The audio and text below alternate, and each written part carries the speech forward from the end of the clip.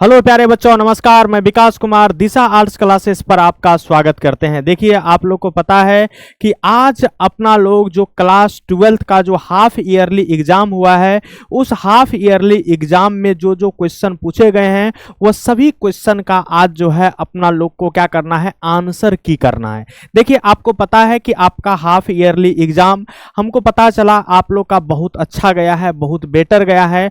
और देखिए कि बेटर गया है तो एक बार जो है आप लोग जो है आप जो जितने भी ऑब्जेक्टिव बनाए होंगे, शॉर्ट टाइप क्वेश्चन बनाए होंगे, लॉन्ग टाइम क्वेश्चन बनाए होंगे, सभी क्वेश्चन का आज अपना लोग क्या करेंगे, यानी कि सभी जो क्वेश्चन है सभी क्वेश्चन का आज जो है अपना लोग क्या करेंगे, आंसर की करेंगे। सब देख रहे हैं? तो देखिए, सबसे पहले आप जितने भी बच्चे जुड़े हुए हैं सभी को गुड आफ्टरनून। बात समझ गए? सभी गुड आफ्टरनून। एक बार जल्दी से आप कमेंट करके बताइए आप लोग ठीक ठाक हैं, किसी भी तरह का दिक्कत तो नहीं है।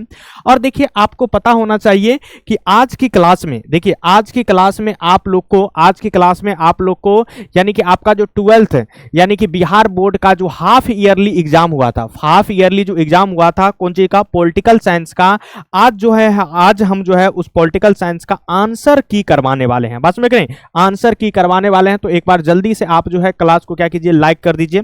एक बार जल्दी से आप लोग क्लास को लाइक कीजिए। जितने भी बच्चे जुड़े हुए हैं सभी एक बार क्लास को क्या कीजिए, लाइक कर दीजिए। और देखिए क्या बोले कि आज जो है अपना लोग को क्या करना है, आंसर की करना है। तो देखिए, आज का जो अपना लोग आंसर की करेंगे तो ऐसा नहीं है कि ओनली फॉर ऑब्जेक्टिव का ही आंसर की कर लेंगे, ऑब्जेक्टिव का ही नहीं करेंगे, अपना लोग जो है शॉर्ट टाइप का भी करेंगे और लॉन्ग टाइप, दोनों यानी कि तीनों फेज में जो क्वेश्चन पूछा जाता है, ऑब्जेक्टिव, शॉर्ट और लॉन्ग, यानी कि तीनों का अपना लोग को क्या करना है, आज की क्लास में क्या करना है, यानी कि आंसर की करना है, आंसर करना है। अब देखिए क्या होता है कि जैसे देखिए ऑब्जेक्टिव जो है, ऑब्जेक्टिव का जो आंसर हम बताएंगे तो वह तो एक टू जेड बढ़िया ही होगा, सब जो है यानी कि सब आंसर तो हम बताएंगे। लेकिन देखिए शॉर्ट और लॉन्ग टाइप क्वेश्चन में क्या करते हैं बच्चे, जो है जो क्वेश्चन का आंसर लिखते हैं वो अपने तरीके से भी लिखते हैं। बस समझ गए? अपने तरीके से भी क्या करते हैं, लिखते हैं, तो उसका भी तरीका अच्छा ही होता है।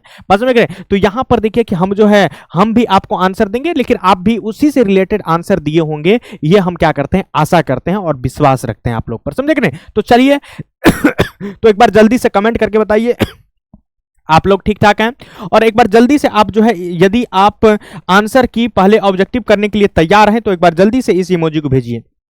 एक बार जल्दी से आप जो है इस इमोजी को भेजिए, लिखिए यस गुरुजी हम लोग जो है ऑब्जेक्टिव करने के लिए क्या है, तैयार हैं। एक बार जल्दी से लिखिए तो। और देखिए आपका जो है पहला ऑब्जेक्टिव क्वेश्चन क्या है, बोर्ड में क्या पूछा गया था हाफ ईयरली एग्जाम में, हम पहला ऑब्जेक्टिव की तरफ क्या करते हैं, बढ़ते हैं। देखिए पहला ऑब्जेक्टिव जो क्वेश्चन है वो क्वेश्चन क्या है, देखिए क्वेश्चन क्या है, संविधान सभा का सुझाव सबसे पहले कौन दिया था। एक बात बताइए कि संविधान सभा का सुझाव सबसे पहले कौन दिया था, यानी कि संविधान सभा का सबसे पहले जो है सुझाव कौन दिया था, तो वह कौन दिया था, तो आपको एम.एन. राय दिया था। कौन दिया था? एम.एन. राय जो है, ये एम.एन. राय जो है सबसे पहले संविधान सभा का क्या दिया था, सुझाव दिया था। और ये सबसे पहले संविधान सभा का सुझाव कब दिया था, 1934 ईस्वी में। कितना ईस्वी में? 1934 ईस्वी में इन्होंने क्या किया था, यानी कि संविधान सभा का क्या दिया था, सुझाव दिया था। यानी कि एक संविधान सभा का गठन किया जाएगा और वही जो संविधान सभा में जितने भी सदस्य जाएंगे वह सभी मिल करके क्या करेंगे, संविधान का निर्माण करेंगे। देखिए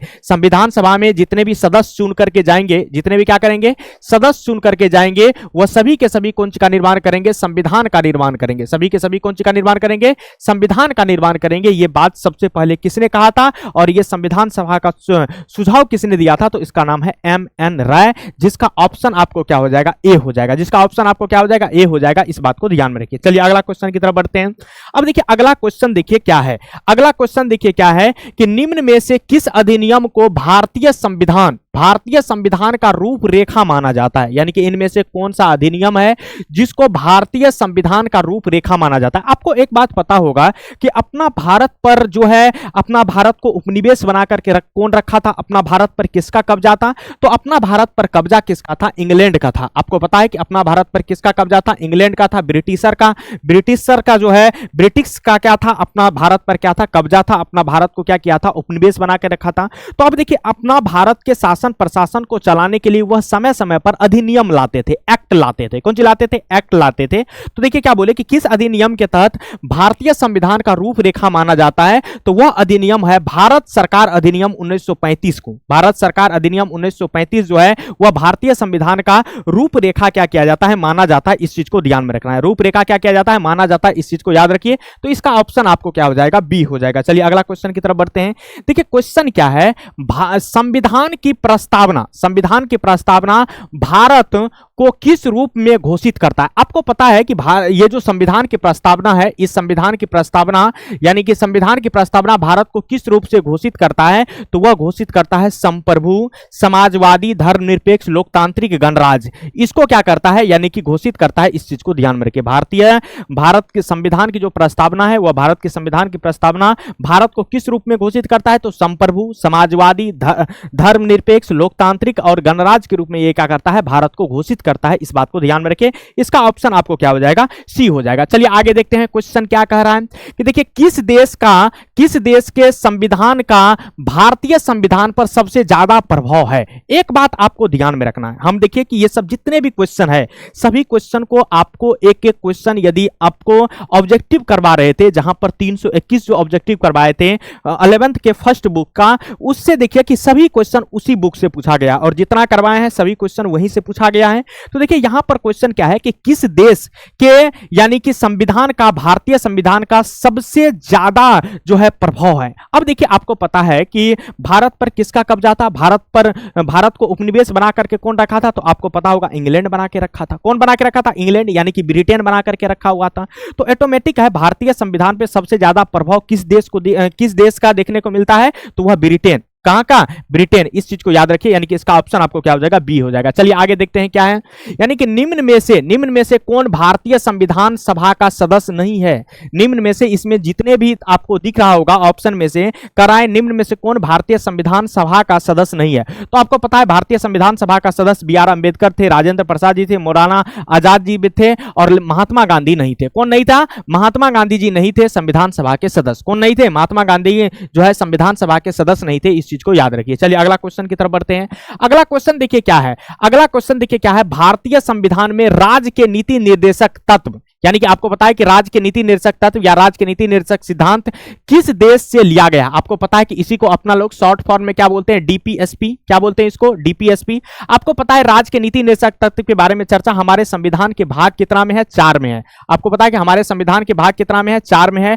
और आपको एक बात और पता होगा, इस डीपीएसपी के बारे में चर्चा हमारे भारतीय संविधान के अनुच्छेद, हमारे भारत के संविधान के कौन चीज अनुच्छेद कितना से कितना तक में है? तो अनुच्छेद जो है आपको 36 से 51 तक में जो है नीति निर्देशक तत्व के बारे में चर्चा है। और ये नीति निर्देशक तत्व में जो है यानी कि इसमें यह लिखा गया है कि किस प्रकार से राज्य को लोक कल्याणकारी राज्य बनाया जाए, किस प्रकार से राज्य को जो है लोक कल्याणकारी राज्य बनाया जाए। तो ये राज्य के जो नीति निर्देशक तत्व है यानी कि डीपीएसपी जो है वह किस देश के संविधान से लिए हैं? तो वह लिए हैं आपको आयरलैंड के संविधान से। किस देश के संविधान से लिए हैं? आयरलैंड के संविधान से लिए हैं। इस चीज को याद रखिए। तो इसका ऑप्शन आपको क्या हो जाएगा? सी हो जाएगा। क्या हो जाएगा? सी हो जाएगा। तो देखिए फटाफट आप लोग भी आंसर देते रहिए, बस समझ रहे, फटाफट आप लोग भी क्या कीजिए? आंसर देते रहिए और कॉपी पर जो है यानी कि लिखते रहिए। 1 नंबर, 2 नंबर, 3 नंबर, इसमें सी होगा, बी होगा, कौन ऑप्शन होगा, आप भी एक बार क्या कीजिए? लिखते रहिए, बस समझ रहे, रिकॉल करते रहिए कि क्या होगा। चलिए अगला क्वेश्चन की तरफ बढ़ते हैं। देखिए क्या है कि भारत में शामिल होने वाला अंतिम रियासत कौन था? आपको एक बात पता होगा कि जब भारत आजाद हो रहा था, जब भारत क्या हुआ था? आजाद हुआ था, तो भारत में आपको पता है कि देसी रियासत थी। देसी रियासत का मतलब राजा महाराजा हुआ करता था। और वो राजा महाराजा जो है, कुछ ऐसे राजा महाराजा हैं जो भारत के कुछ ऐसे राजा महाराजा हैं जो भारतीय संघ में शामिल नहीं होना चाहता था, यानी कि अपने आप को क्या चाहता था कि हम स्वतंत्र रहें। जैसे में देखिए आपको पता है कि हैदराबाद का राजा क्या कहा कि हम जो है स्वतंत्र रहेंगे। कश्मीर का जो राजा है वो कहा हम स्वतंत्र रहेंगे। जूनागढ़ का राजा कहा हम स्वतंत्र रहेंगे। त्रावणकोर, देखिए क्या बोले, त्रावण जो कोर है वहां के राजा क्या कहा कि हम क्या रहेंगे? स्वतंत्र रहेंगे। तो ये सभी जो है यानी कि देसी रियासत के राजा ने क्या कहा कि हम क्या रहेंगे? स्वतंत्र रहेंगे। तो इसमें यह कहा जाता है ये कि कौन कौन सा ऐसा देसी रियासत जो है जो अंतिम में सबसे लास्ट में जो है भारतीय संघ में क्या हुआ, शामिल हुआ, इसके बारे में कहा जाता है। तो एक बात आपको ध्यान में रखना है, एक बात आपको ध्यान में रखना है, एक बात आपको ध्यान में रखना है कि ये देखिए कि आपको पता होगा जम्मू कश्मीर भारतीय संघ में कब मिला, जम्मू कश्मीर भारतीय संघ में कब मिला, तो आपको पता होगा 26 अक्टूबर, कब मिला, 26 अक्टूबर, देखिए 26 अक्टूबर 1947 में जो है यहां के जो राजा हैं, यहां के जो राजा जम्मू कश्मीर के हैं, जिसका नाम क्या है, हरि सिंह, जिसका नाम क्या है, हरि सिंह, आपको पता है कि यहां के राजा का नाम क्या है, हरि सिंह। यहां के राजा हरि सिंह ने भारत के जो विलय पत्र है, भारत के जो कौन चीज है, विलय पत्र है, उस विलय पत्र पर क्या कर दिए, सिग्नेचर कर दिए, और वह जम्मू कश्मीर भारत में कब मिला, तो वह आपको 26 अक्टूबर 1947 को क्या हो गया, मिल गया। उसके बाद देखिए हैदराबाद की बात किया जाए, यदि हैदराबाद की क्या किया जाए, बात किया जाए, तो हैदराबाद देखिए भारतीय संघ में कब मिला, तो वह भारतीय संघ में हैदराबाद, भारतीय संघ में हैदराबाद देखिए कब मिला, तो 17 सितंबर, देखिए 17 सितंबर यानी कि 1948 ईस्वी में, 17 सितंबर 1948 ईस्वी में हैदराबाद जो है भारतीय संघ में क्या हो गया, मिल गया, भारतीय संघ में क्या हो गया, मिल गया। उसके बाद देखिए क्या बोले, जूनागढ़ कब मिला, तो जूनागढ़ आपको मिला 15 नवंबर 1900 कितना में, 47 में, भारतीय यानी कि देखिए जूनागढ़ जो है भारतीय संघ में कब मिला, तो 15 नवंबर 1947 में जूनागढ़ जो है भारतीय संघ में क्या हो गया, मिल गया। लेकिन कुछ दिन के बाद यहां पर जनमत संग्रह हुआ, जनमत क्या हुआ, संग्रह हुआ, यानी कि जनमत जो है, जनमत हुआ, तो वहां पर जनमत में भी यानी कि 1948 में हुआ, और उसके बावजूद भी यहां ये जो है आपको जो है जूनागढ़ भारतीय संघ में क्या हुआ, मिल गया। लेकिन कहा जाता है कि कब मिला, मान लीजिए यानी कि यह जो है कब मिला, 15 नवंबर 1900 कितना में, 47 में ये क्या किया, मिल गया। अब देखिए त्रावणकोर की बात है, किसका कोर की बात है, त्रावणकोर। त्रावणकोर जो है ये भारत में कब मिला, तो त्रावणकोर भारत में मिला 1 जुलाई, देखिए 1 जुलाई, देखिए त्रावणकोर भारत में कब मिला, 1 जुलाई 1949 ईस्वी को त्रावणकोर जो है भारतीय संघ में क्या हुआ, शामिल हुआ। देखिए 1 जुलाई यानी कि 1 जुलाई 1949 ईस्वी में त्रावणकोर जो है भारतीय संघ में क्या हो गया, शामिल हो गया। तो अब बताइए कि अंतिम रूप से, अंतिम जो है यानी कि भारतीय संघ में शामिल होने वाले अंतिम देसी रियासत कौन था, तो आपको पता चल गया होगा कि अंतिम में 1949, 1 जुलाई 1949 को कौन मिला है, त्रावणकोर मिला है। तो इसका ऑप्शन आपको क्या हो जाएगा, डी हो जाएगा। इस चीज को आपको याद रखना है, इसका ऑप्शन आपको क्या हो जाएगा, डी हो जाएगा, त्रावणकोर हो जाएगा। क्या हो जाएगा, डी हो जाएगा। ये बात आप लोग को पता चल गया होगा कि कब कौन मिला, कब कौन जो है भारतीय संघ में क्या हुआ, मिला, आप लोग को पता चल गया होगा। तो एक बार जल्दी से आप कमेंट करके बताइए, क्या आपको ये बात पता चल गया, किसी भी तरह का दिक्कत तो नहीं है, एक बार जल्दी से कमेंट करके बताइए, एक बार जल्दी से कमेंट करके बताइए, क्या आपको ये सब चीज में किसी भी तरह का दिक्कत तो नहीं है। चलिए अगला क्वेश्चन की तरफ बढ़ते हैं। देखिए अगला क्वेश्चन की तरफ ये बढ़ते हैं। अगला क्वेश्चन क्या है, क्वेश्चन काफी इजी है कि विश्व का सबसे लंबा लिखित संविधान किस देश का है, यानी कि देखिए पूरे दुनिया में सबसे बड़ा लिखित संविधान किसका है, तो आपको पता है अपना भारत का है। किसका है, अपना भारत का है। यानी कि भारत का संविधान पूरे दुनिया में सबसे बड़ा लिखित संविधान है, पूरे दुनिया में सबसे बड़ा लिखित संविधान किसका है, भारत का संविधान है। इस चीज को आपको याद रखना है, समझे कि नहीं। और आपको पता है कि भारत के संविधान जब बना था उस समय अनुच्छेद की संख्या 395 था, आपको पता है उस समय अनुसूची की संख्या 8 था, और आपको पता है उस समय भाग की संख्या कितना था, 22 था। यह बात आपको पता होगा। तो विश्व का सबसे लंबा लिखित संविधान किस देश का है, तो वह भारत का है। किसका है, भारत का है। इस बात को आपको क्या करना है, याद रखना है। चलिए अगला क्वेश्चन की तरफ बढ़ते हैं। देखिए भारत के पहले उपराष्ट्रपति कौन थे, जल्दी से कमेंट करके बताइए। देखिए कितना इजी इजी क्वेश्चन है, सभी क्वेश्चन जो है आपको हम करवा दिए हैं, सभी क्वेश्चन आपको करवा दिए हैं। तो देखिए क्या है, क्वेश्चन ये है कि भारत के पहले उपराष्ट्रपति कौन थे, तो डॉक्टर राधा कृष्णन थे। बस में डॉक्टर कौन सी थे, राधा कृष्णन थे, यानी कि भारत के पहले उपराष्ट्रपति। और भारत के दूसरे राष्ट्रपति राजेंद्र प्रसाद के बाद जो है दूसरे राष्ट्रपति यदि हमारे देश के बने थे तो वह डॉक्टर सर्वपल्ली राधाकृष्णन बने थे। आप लोग को यह बातें पता होगा। और इसी के जन्म दिवस के यानी कि इसी के जन्म दिवस के रूप में हम लोग शिक्षक दिवस को क्या करते हैं, मनाते हैं, आपको पता होगा 5 सितंबर। चलिए आगे बढ़ते हैं। देखिए भारत का संविधान है, आपको पता है कि भारत का संविधान कैसा है, कठोर एवं लचीला दोनों है। आपको पता है कि भारत का संविधान जो है कठोर और लचीला क्या है, दोनों है, यानी कि दोनों का समन्वय है। यानी कि कुछ ऐसे प्रावधान है जो काफी कठोर है और कुछ ऐसे प्रावधान है जो क्या है लचीला भी है, आप लोग को पता होना चाहिए। चलिए अगला क्वेश्चन की तरफ बढ़ते हैं। देखिए क्या है अगला कि भारत में संसदीय शासन प्रणाली, देखिए भारत में क्या बोले कि यह संसदीय शासन प्रणाली किस देश से ली गई है। भारत में देखिए कि संसदीय संसदीय जो शासन प्रणाली है, भारत में जो संसदीय क्या है,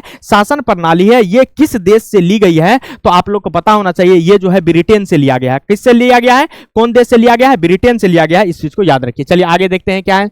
भारतीय संविधान सभा, भारतीय संविधान सभा का गठन कब हुआ? तो हम आपको बताए थे, यानी कि इंग्लैंड में 1945 ईस्वी में 1945 में क्या हुआ था? इंग्लैंड में क्या हुआ था? चुनाव हुआ था, और वहां पर किसका सरकार बना था? तो आप लोग को पता होगा, एटली का सरकार बना था। कौन सा सरकार बना था? एटली का सरकार बना था। और कौन पार्टी से बना था? लेबर पार्टी से। कौन पार्टी से? लेबर पार्टी का। लेबर पार्टी का क्या बना था? इंग्लैंड में सरकार बना था। और यही एटली ने घोषणा किया कि हम भारत को क्या करेंगे? आजाद करेंगे। और यही एटली जो है एक मिशन को भारत में भेजा, जिस मिशन का नाम था कैबिनेट मिशन योजना। क्या नाम था?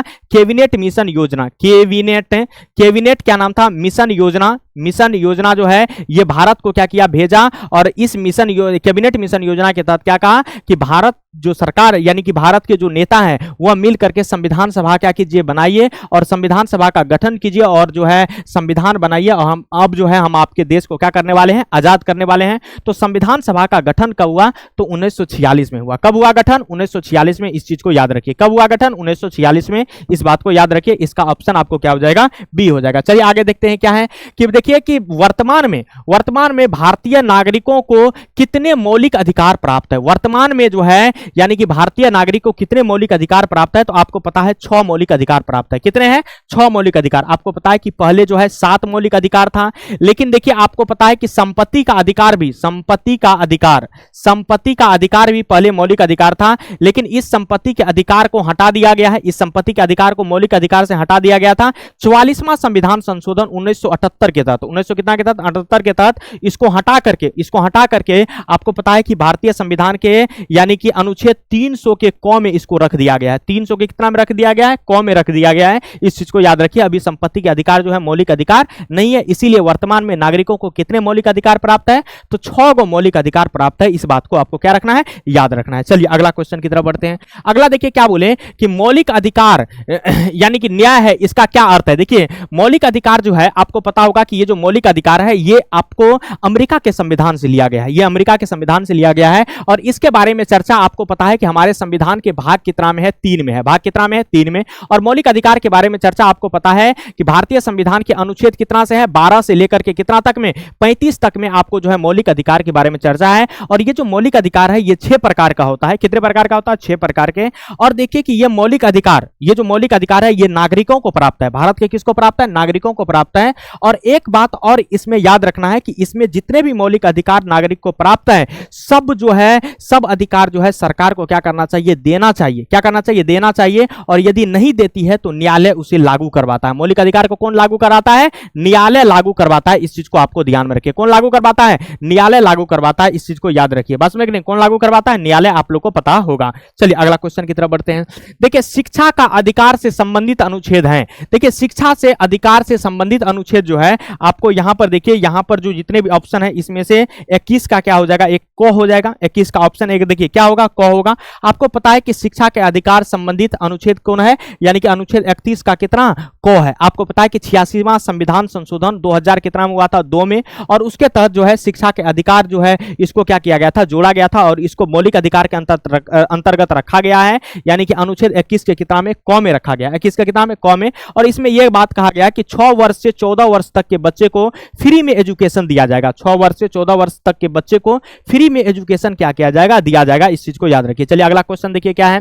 अगला क्वेश्चन देखिए क्या है कि शोषण के विरुद्ध अधिकार यानी कि शामिल है। आपको पता है कि ये शोषण के विरुद्ध जो अधिकार है ये एक मौलिक अधिकार है। ये कौन अधिकार है? मौलिक अधिकार है। और हम आपको बताए थे कि मौलिक अधिकार, शोषण से विरुद्ध जो अधिकार है, इसके बारे में चर्चा हमारे भारतीय संविधान के अनुच्छेद 23 और 24 में किया गया है। अनुच्छेद कितना में किया गया है? 23 और 24 में इसके बारे में चर्चा किया गया है। तो देखिए एक बात ध्यान में रखिए, शोषण के विरुद्ध अधिकार में यह है कि जबरन मजदूरी पर रोक लगा सकते हैं। आप जबरन मजदूरी पर रोक लगा सकते हैं, जबरन किसी से मजदूरी नहीं करवा सकते हैं। और बाल श्रम पर लोग, यानी कि आप बच्चे से, आप कितना से? बच्चे से जो है काम नहीं करवा सकते हैं। तो शोषण के विरुद्ध अधिकार इसमें शामिल है। तो ए और बी दोनों हो जाएगा। इसमें ए और बी क्या होगा? दोनों हो जाएगा। इस चीज को याद रखिए। चलिए आगे देखते हैं।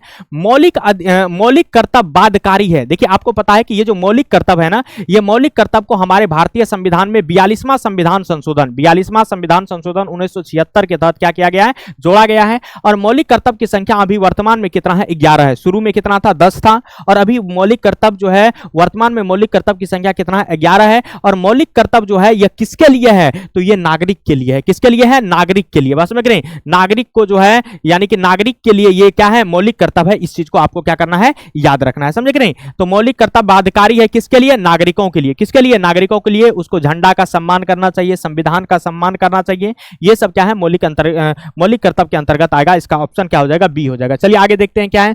मौलिक अधिकार निलंबित किए जा सकते हैं। बताइए, मौलिक अधिकार जो है यानी कि आपका जो मौलिक अधिकार है वह मौलिक अधिकार खत्म भी हो सकता है।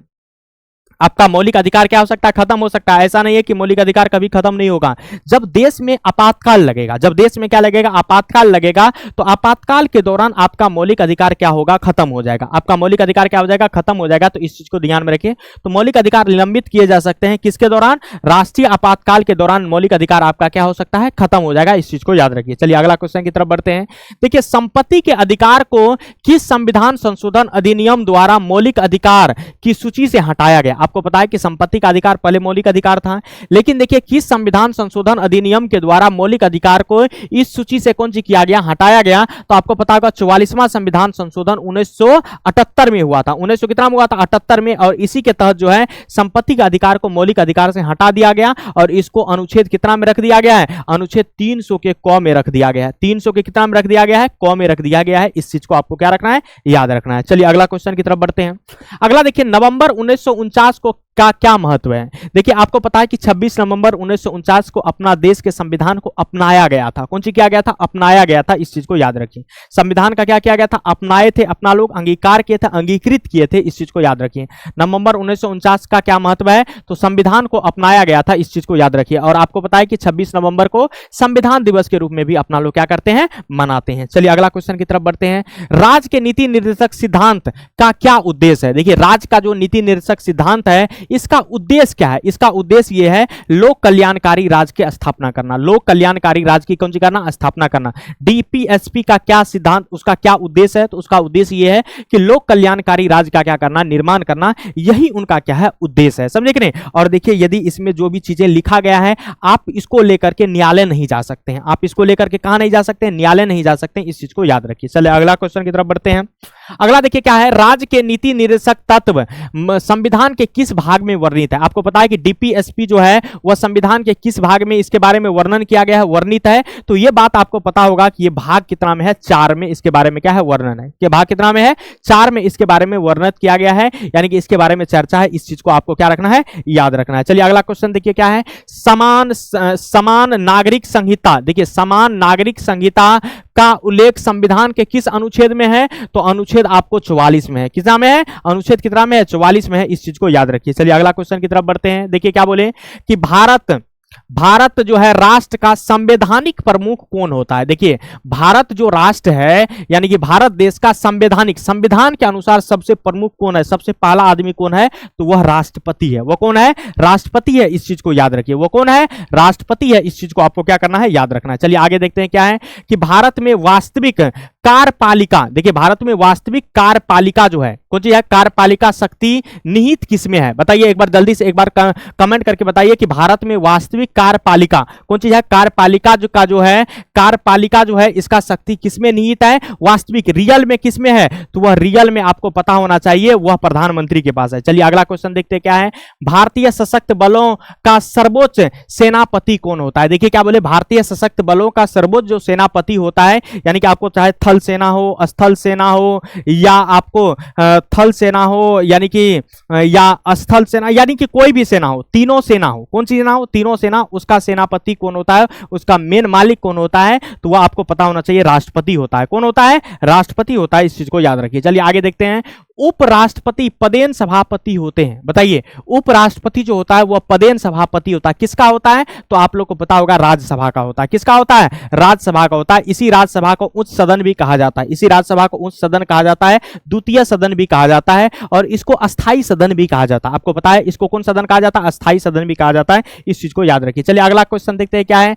भारत का राष्ट्रपति पद पर रह सकता है। देखिए, भारत का राष्ट्रपति जो है पद पर रह सकता है केवल एक बार, या 2 कार्यकाल 3 कार्यकाल तक अनगिनत तक रह सकता है। कौन सी रह सकता है? अनगिनत तक रह सकता है। इस चीज को याद रखिए। चलिए अगला क्वेश्चन देखिए, केंद्रीय मंत्री परिषद का प्रमुख कौन होता है? केंद्रीय जो मंत्री परिषद होता है उसका प्रमुख, कैबिनेट का जो मंत्री होता है उसका प्रमुख कौन होता है? तो उसका प्रमुख आपको पता होना चाहिए, प्रधानमंत्री होता है। कौन होता है? प्रधानमंत्री होता है। इस चीज को याद रखिए। चलिए अगला क्वेश्चन की तरफ बढ़ते हैं। अगला देखिए क्वेश्चन क्या है कि भारत के प्रधानमंत्री का नियुक्त कौन करता है? बताइए, भारत के प्रधानमंत्री का नियुक्ति कौन करता है? तो वह राष्ट्रपति करता है। वह कौन करता है? राष्ट्रपति करता है। इस चीज को याद रखिए। कौन करता है? राष्ट्रपति करता है। इसका ऑप्शन आपको क्या हो जाएगा? ए हो जाएगा। चलिए अगला क्वेश्चन देखिए क्या बोले, राष्ट्रपति किसकी सलाह पर लोकसभा भंग कर सकता है? बताइए कि राष्ट्रपति जो है किसकी सलाह पर लोकसभा को क्या कर सकता है? भंग कर सकता है। लोकसभा को क्या कर सकता है? भंग कर सकता है। तो प्रधानमंत्री एवं मंत्री परिषद के सलाह पर। देखिए प्रधानमंत्री एवं कौन सी बोले?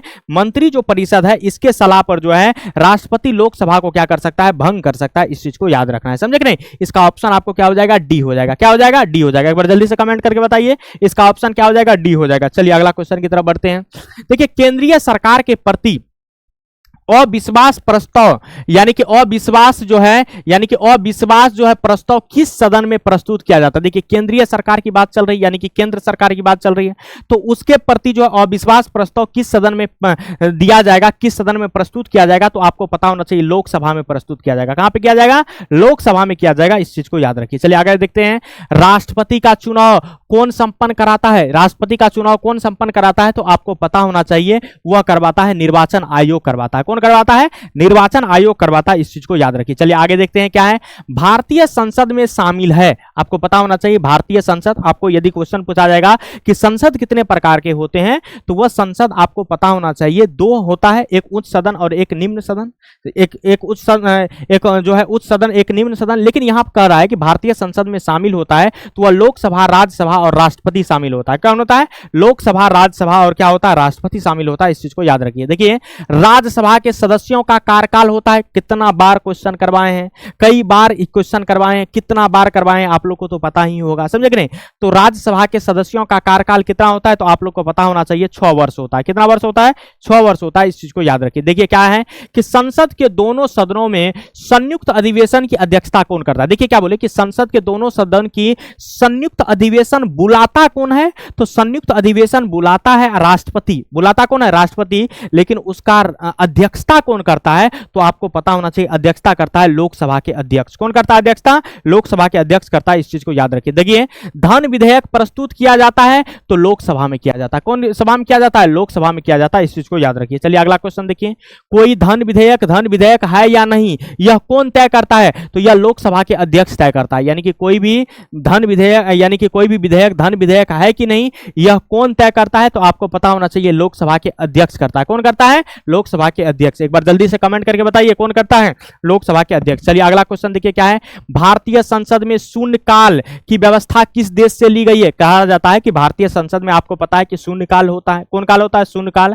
तो शून्यकाल की व्यवस्था किस देश से ली गई? आपको पता है कि हमारे भारत के संविधान, यानी कि संविधान जब बनाया जा रहा था तो बहुत सारे देश से बहुत सारे प्रावधान को क्या किए गए हैं? लिए गए हैं। क्या किए गए हैं? लिए गए हैं। बहुत सारे अलग अलग देश से लिए गए हैं। आपको पता होगा। तो देखिए पता होगा, लेकिन देखिए कुछ ऐसे चीजें हैं जो हमारे देश किसी देश से नहीं लिया है। जैसे शून्यकाल की व्यवस्था किसी भी देश से नहीं लिया है, किसी भी देश से नहीं लिया है। इस चीज को ध्यान में रखिए। किसी भी देश से शून्यकाल का व्यवस्था किसी भी देश से क्या किया है? नहीं लिया है। इस चीज को याद रखिए। चलिए आगे देखते हैं क्या है, भारत के उपराष्ट्रपति को उनके पद से हटा सकता है? देखिए बताइए, यानी कि देखिए भारत के उपराष्ट्रपति जो है इसको उसके पद से हटा सकता है। कौन हटा सकता है? तो उसको हटा सकता है कौन? संसद हटा सकता है। कौन हटा सकता है? संसद हटा सकता है। इस चीज को याद रखिए। चलिए देखते हैं कि भारत के राष्ट्रपति लोकसभा में मनोनीत कर सकता है। बताइए क्या बोले, यानी कि भारत का राष्ट्रपति लोकसभा में कितने सदस्य को मनोनीत कर सकता है? तो आपको पता होना चाहिए 2 सदस्य को क्या कर सकता है? मनोनीत कर सकता है। 2 सदस्य को मनोनीत कर सकता है जो एंग्लो इंडियन होता है। जो कौन इंडियन होता है? आंग्लो इंडियन होता है। आपको पता होगा कौन इंडियन होता है? आंग्लो, क्या होता है? आंग्लो इंडियन को जो है, यानी कि जो आंग्लो इंडियन है, इस आंग्लो इंडियन को क्या कर सकता है? मनोनीत कर सकता है। लेकिन आपको पता है कि इसका जो है अभी जो है आंग्लो इंडियन को मनोनीत नहीं किया जाता है। अभी जो है आपको संविधान में संशोधन करके इसका प्रावधान को क्या कर दिया गया है? खत्म कर दिया गया है। इस चीज को याद रखिए। इसको क्या कर दिया गया है? खत्म कर दिया गया है। इस बात को याद रखिए। चलिए आगे देखते हैं क्या है, यानी कि भारत के प्रधानमंत्री बनने के लिए आवश्यक न्यूनतम आयु है। बताइए, ये सब क्वेश्चन कई बार बताए हैं। हैं। आपको बताएं कि देखिए देखिए यदि आपको विधानसभा का सदस्य बनना है, विधानसभा का यदि आपको क्या बनना है, सदस्य बनना है, या आपको जो है यानी कि यदि आपको लोकसभा का सदस्य बनना है, लोकसभा का क्या बनना है, सदस्य बनना है, तो आपका न्यूनतम आयु 25 वर्ष होनी चाहिए। कितना वर्ष होनी चाहिए, 25 वर्ष। आपको पता है कि लोकसभा से ही क्या बनता है, प्रधानमंत्री बनता है, तो प्रधानमंत्री बनने के लिए भी न्यूनतम आयु कितना होना चाहिए, 25 वर्ष होना चाहिए। इस चीज को याद रखिए, कितना होना चाहिए, 25 वर्ष होना चाहिए। तो प्रधानमंत्री बनने के लिए कितना वर्ष होना चाहिए, 25 वर्ष होना चाहिए। इस चीज को याद रखिए। चलिए अगला क्वेश्चन की तरफ बढ़ते हैं। देखिए राज्यसभा को भंग करने की शक्ति किसके पास है, बताइए। राज्यसभा जो है, इस राज्यसभा को भंग करने की शक्ति, ये जो राज्यसभा है, इस राज्यसभा को भंग करने की शक्ति किसके पास है। अब देखिए क्या होता है, आपको पता होना चाहिए राज्यसभा जो है एक कौन सदन है, आपको पता होगा अस्थाई सदन है। एक कौन सदन है, आपको पता होगा अस्थाई सदन है। कौन सदन है, अस्थाई सदन। आपको पता है कि लोकसभा अस्थाई सदन है, लोकसभा कौन सदन है, अस्थाई सदन है, लेकिन राज्यसभा अस्थाई सदन है। यानी कि इसको एक बात आपको पता होना चाहिए, राज्यसभा को कोई भंग नहीं कर सकता, चाहे राष्ट्रपति हो, उपराष्ट्रपति हो, सर्वोच्च न्यायालय कोई भी हो। यानी कि राज्यसभा को क्या कर सकता है, भंग नहीं कर सकता। क्यों नहीं कर सकता, क्योंकि राज्यसभा जो है कौन सदन है, अस्थाई सदन है, कोई नहीं कर सकता। इस चीज को याद रखिए। इसका ऑप्शन आपको क्या हो जाएगा, डी हो जाएगा। चलिए आगे देखते हैं क्या है। लोकसभा के सदस्यों की अधिकतम संख्या क्या है, बताइए। लोकसभा के सदस्यों की अधिकतम संख्या यानी कि मैक्सिमम संख्या कितनी होगी। एक बात आपको ध्यान में रखना, एक बात आपको क्या रखना है, ध्यान में रखना है। देखिए एक बात, यदि आप बहुत सारे बुक को पढ़िएगा तो वहां पर लोकसभा में सदस्यों की अधिकतम संख्या 552 दिया रहेगा। कितना दिया रहेगा, 552। लेकिन एक बात तो आपको पता होगा कि जो 2 गो एंग्लो इंडियन था उसका प्रावधान क्या कर दिया गया है, खत्म कर दिया गया है। 2 गो एंग्लो इंडियन का चुनाव नहीं होगा, तो मैक्सिमम जो सदस्यों की संख्या होगा लोकसभा में वो आपको पता होना चाहिए 550 होगा। कितना होगा, 550 होगा। इस चीज को याद रखिए। इसका ऑप्शन आपको क्या हो जाएगा, सी हो जाएगा। इसका ऑप्शन आपको क्या हो जाएगा, सी हो जाएगा, 550 होगा। चलिए आगे देखते हैं। भारत के प्रथम महिला राष्ट्रपति कौन थी, बताइए जल्दी से। ये क्वेश्चन कई बार बताए हैं, कई बार ये क्वेश्चन को क्या किए हैं, बताएं। भारत के पहली जो है महिला राष्ट्रपति कौन था, तो आपको पता होगा प्रतिभा देवी सिंह पाटिल थी, यानी कि सी इसका ऑप्शन हो जाएगा। चलिए देखते हैं। भारत के राष्ट्रपति द्वारा जारी अध्यादेश अधिकतम अवधि होती, यानी कि देखिए क्या बोले कि भारत के राष्ट्रपति जो है अध्यादेश जारी करता है तो उसका अधिकतम अवधि, अधिकतम समय कितना देर तक, कितना समय तक वह अध्यादेश क्या कर सकता है, रह सकता है। कितना देर तक क्या कर सकता है, कितना दिन तक रह सकता है। तो आपको पता होना चाहिए 6 महीना नहीं होता। बहुत सारे ऐसे बच्चे हैं जो कमेंट 6 महीना करेंगे, लेकिन वह 6 महीना नहीं होता, 6 महीना 6 सप्ताह। कितना महीना, 6 महीना क्या होता है, 6 सप्ताह होता है। यानी कि इसका ऑप्शन आपको क्या हो जाएगा, सी हो जाएगा। इसका ऑप्शन आपको क्या हो जाएगा, सी हो जाएगा। इस चीज को याद रखिए। चलिए अगला क्वेश्चन देखते हैं क्या है। निम्न में से कौन सी शक्ति राष्ट्रपति के पास नहीं है, देखिए नहीं है। इनमें से कौन सा शक्ति जो राष्ट्रपति के पास नहीं है, तो देखिए शक्ति कार्यपालिका का शक्ति राष्ट्रपति के पास है, विधायिका का है, न्यायिक का है, विधेयक लाना राष्ट्रपति का पावर नहीं है। विधेयक को लाना, बिल लाना राष्ट्रपति का शक्ति नहीं है। इस बात को आपको क्या रखना है, याद रखना है। एक बार जल्दी से कमेंट करके बताइए क्या ये सब क्वेश्चन आपसे बन रहा है। एक बार जल्दी से कमेंट करके बताइए क्या ये सब क्वेश्चन आपसे बन रहा है कि नहीं, किसी भी तरह का दिक्कत तो नहीं है।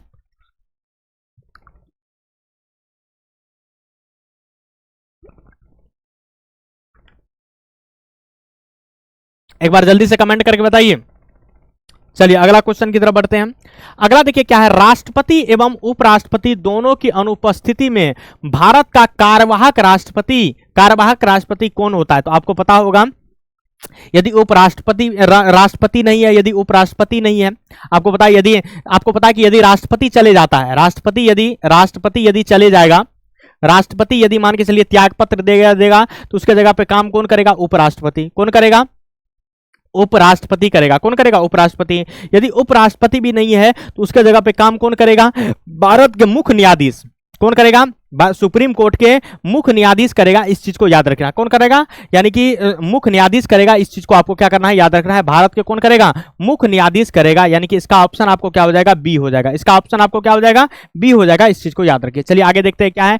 भारत के राष्ट्रपति की स्थिति का प्रकृति क्या है, बताइए। एक बात ध्यान में रखिए, भारत के राष्ट्रपति की स्थिति का प्रकृति क्या है, तो नाम मात्र का कार्यपालिका। ये कौन चीज है, नाम मात्र का है। इस चीज को ध्यान में रखिए। वास्तविक शक्ति किसके पास होता है, प्रधानमंत्री के पास। चलिए देखते हैं। राष्ट्रपति को अपने पद से पद से कैसे हटाया जा सकता है, राष्ट्रपति को पद से कैसे हटाया जा सकता है, तो आपको पता है महाभियोग लगा करके। कौन लगा करके? महाभियोग लगा करके। आप यदि आपको राष्ट्रपति को हटाना है तो आप महाभियोग लगाइए, चाहे आप लोकसभा से पारित कीजिए पहले या राज्यसभा से, कहीं से भी आप क्या कर सकते हैं, पारित करके राष्ट्रपति पर महाभियोग लगा करके राष्ट्रपति को आप क्या कर सकते हैं, हटा सकते हैं। चलिए अगला क्वेश्चन देखिए क्या है, भारत के राष्ट्रपति का निर्वाचन कौन करता है, बताइए जल्दी से। भारत के जो है राष्ट्रपति का निर्वाचन कौन करवाता है, कौन करता है, तो निर्वाचक मंडल करता है। कौन करता है? निर्वाचक मंडल करता है। आपको पता होगा लोकसभा के सदस्य, राज्यसभा के सदस्य, जो भी सदस्य चुने जाते हैं, निर्वाचित जो सदस्य होते हैं, वह सदस्य क्या करते हैं, वोट देते हैं राष्ट्रपति के चुनाव में। चलिए आगे देखते हैं, केंद्रीय मंत्रिमंडल की बैठक की अध्यक्षता कौन करता है? केंद्रीय मंत्रिमंडल जो होता है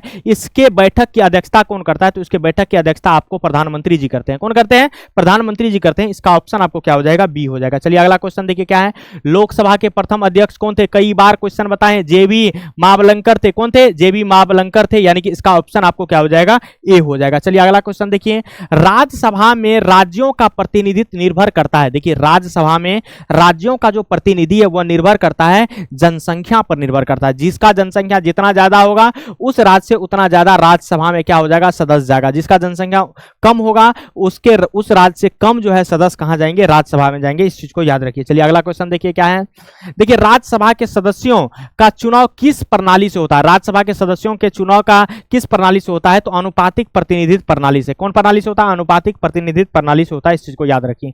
चलिए राज्यसभा में अधिकतम सदस्यों की संख्या कितनी होती है, तो आपको पता होना चाहिए 250 होती है। कितना होती है? अधिकतम कितना है, यानी कि 250 होता है, लेकिन वर्तमान में अभी राज्यसभा के सदस्यों की संख्या कितना है, 245 है। कितना है? 245 है। इसमें से आपको पता होगा। और राज्यसभा में कुछ ऐसे सदस्य हैं जिसको राष्ट्रपति क्या करता है, मनोनीत करता है। राष्ट्रपति क्या करता है, मनोनीत करता है। और 12 सदस्य को राष्ट्रपति क्या करता है, मनोनीत करता है। आपको पता होगा कितने सदस्य को, 12 सदस्य को राष्ट्रपति क्या करता है, मनोनीत करता है। इस बात को याद रखिए। चलिए अगला क्वेश्चन देखिए, राज्यसभा के एक तिहाई, राज्यसभा के कितना, एक तिहाई सदस्य जो है, एक तिहाई सदस्य वर्षों में सेवानिवृत्त हो जाते हैं, यानी कि खत्म हो जाते हैं, उसका सेवा खत्म हो जाता है। कितने साल पर हो जाता है, तो 2 साल पर। कितने साल पर? 2 साल पर एक तिहाई सदस्य का सेवानिवृत्त हो जाते हैं। इस चीज को याद रखिए। चलिए आगे देखते हैं, लोकसभा में मतों, देखिए लोकसभा में क्या बोले, मतों की बराबरी की स्थिति में निर्णायक वोट कौन देता है? यदि देखिए लोकसभा में मत का यानी कि बराबरी हो गया, पक्ष और विपक्ष दोनों बराबर हो गया। मान लीजिए लोकसभा में कोई भी चीज पर वोटिंग हुआ, क्या हुआ, वोटिंग हुआ, ये हो गया आपको पक्ष, ये सत्ता दल है, और ये विपक्ष हो गया। कौन सी हो गया? विपक्ष। क्या हो गया? विपक्ष। यदि दोनों का मत क्या हो जाता है, बराबर हो जाता है, तो तब उस केस में बिल पास नहीं होगा। तो उस केस में निर्णायक जो है, निर्णायक वोट जो है, वह निर्णायक वोट कौन देता है, तो लोकसभा का अध्यक्ष देता है। कौन देता है? लोकसभा का अध्यक्ष देता है। इस चीज को याद रखिए। निर्णायक मत कौन देता है? लोकसभा का अध्यक्ष देता है। इसका ऑप्शन आपको क्या हो जाएगा, सी हो जाएगा। चलिए आगे देखते हैं क्या है, मंत्रिपरिषद का सामूहिक उत्तरदायी किसके प्रति होता है? बताइए, मंत्री जो परिषद होता है उसका सामूहिक रूप से किसके प्रति उत्तरदायी होता है, तो वह लोकसभा के प्रति होता है। किसके प्रति होता है? लोकसभा के प्रति होता है। इस चीज को याद रखिए। किसके प्रति होता है? लोकसभा के प्रति होता है। इस चीज को याद रखिए। चलिए आगे देखते हैं क्या है, निम्न में से कौन मंत्रिपरिषद का अंग नहीं है? इनमें से कौन जो है मंत्रिपरिषद का अंग नहीं? देखिए केंद्रीय मंत्रिपरिषद का अंग है, राज्य मंत्री है, उप मंत्री भी है, उपराज्यपाल नहीं है। उपराज्यपाल नहीं है। देखिए उपराज्यपाल मंत्रिपरिषद का अंग नहीं होता है। इस चीज को याद रखिए। चलिए अगला क्वेश्चन देखिए क्या है, केंद्र राज्य के विषय में कब कानून बना सकती है? एक बात ध्यान में रखिए, केंद्र सरकार जो है राज्य के विषय में, कौन सी के विषय में, राज्य के विषय में जो है कब कानून बना सकता है? देखिए राष्ट्रपति की अनुमति यदि हो जाएगा तब भी कानून बना सकता है, तब भी क्या कर सकता है, कानून बना सकता है। राज्यसभा के प्रस्ताव से भी, राज्यसभा में यदि प्रस्ताव पारित हो गया तब भी जो है केंद्र सरकार राज्य सूची में क्या कर सकता है, कानून बना सकता है। उसके बाद देखिए यदि राष्ट्रीय आपातकाल के दौरान भी जो है केंद्र सरकार राज्य सूची के अंतर्गत क्या कर सकता है, कानून बना सकता है। यानी कि इनमें से सभी हो जाएगा। इसका ऑप्शन आपको क्या हो जाएगा, डी हो जाएगा। इसका ऑप्शन आपको क्या हो जाएगा, डी हो जाएगा। इस चीज को आपको क्या करना है, याद रखना है। चलिए अगला क्वेश्चन की तरफ बढ़ते हैं। अगला क्वेश्चन देखिए क्या है, निम्न में से कौन सी भारतीय संघात्मक व्यवस्था का एकात्मक विशेषता है? कौन सी जो है भारतीय संघात्मक जो है व्यवस्था का कौन सी है, एकात्मक क्या है, विशेषता है? निम्न में से कौन है, तो वह एकल नागरिकता है। कौन है, एकल नागरिकता है। यानी कि इसका ऑप्शन आपको क्या हो जाएगा, सी हो जाएगा। देखिए एक राष्ट्र एक चुनाव संबंधित है एक साथ चुनाव से। कौन चीज से, एक साथ चुनाव से। एक राष्ट्र एक चुनाव, यानी कि आपको पता होगा शुरुआती दौर में जब चुनाव शुरू हुआ था तो लोकसभा और विधानसभा दोनों का चुनाव क्या होता था, साथ साथ होता था। बात समझ गए, एक राष्ट्र एक चुनाव होता था, इसका मतलब एक साथ चुनाव से है। इसका मतलब क्या है, एक साथ चुनाव से है, इसका मतलब यही होता है। चलिए आगे देखते हैं।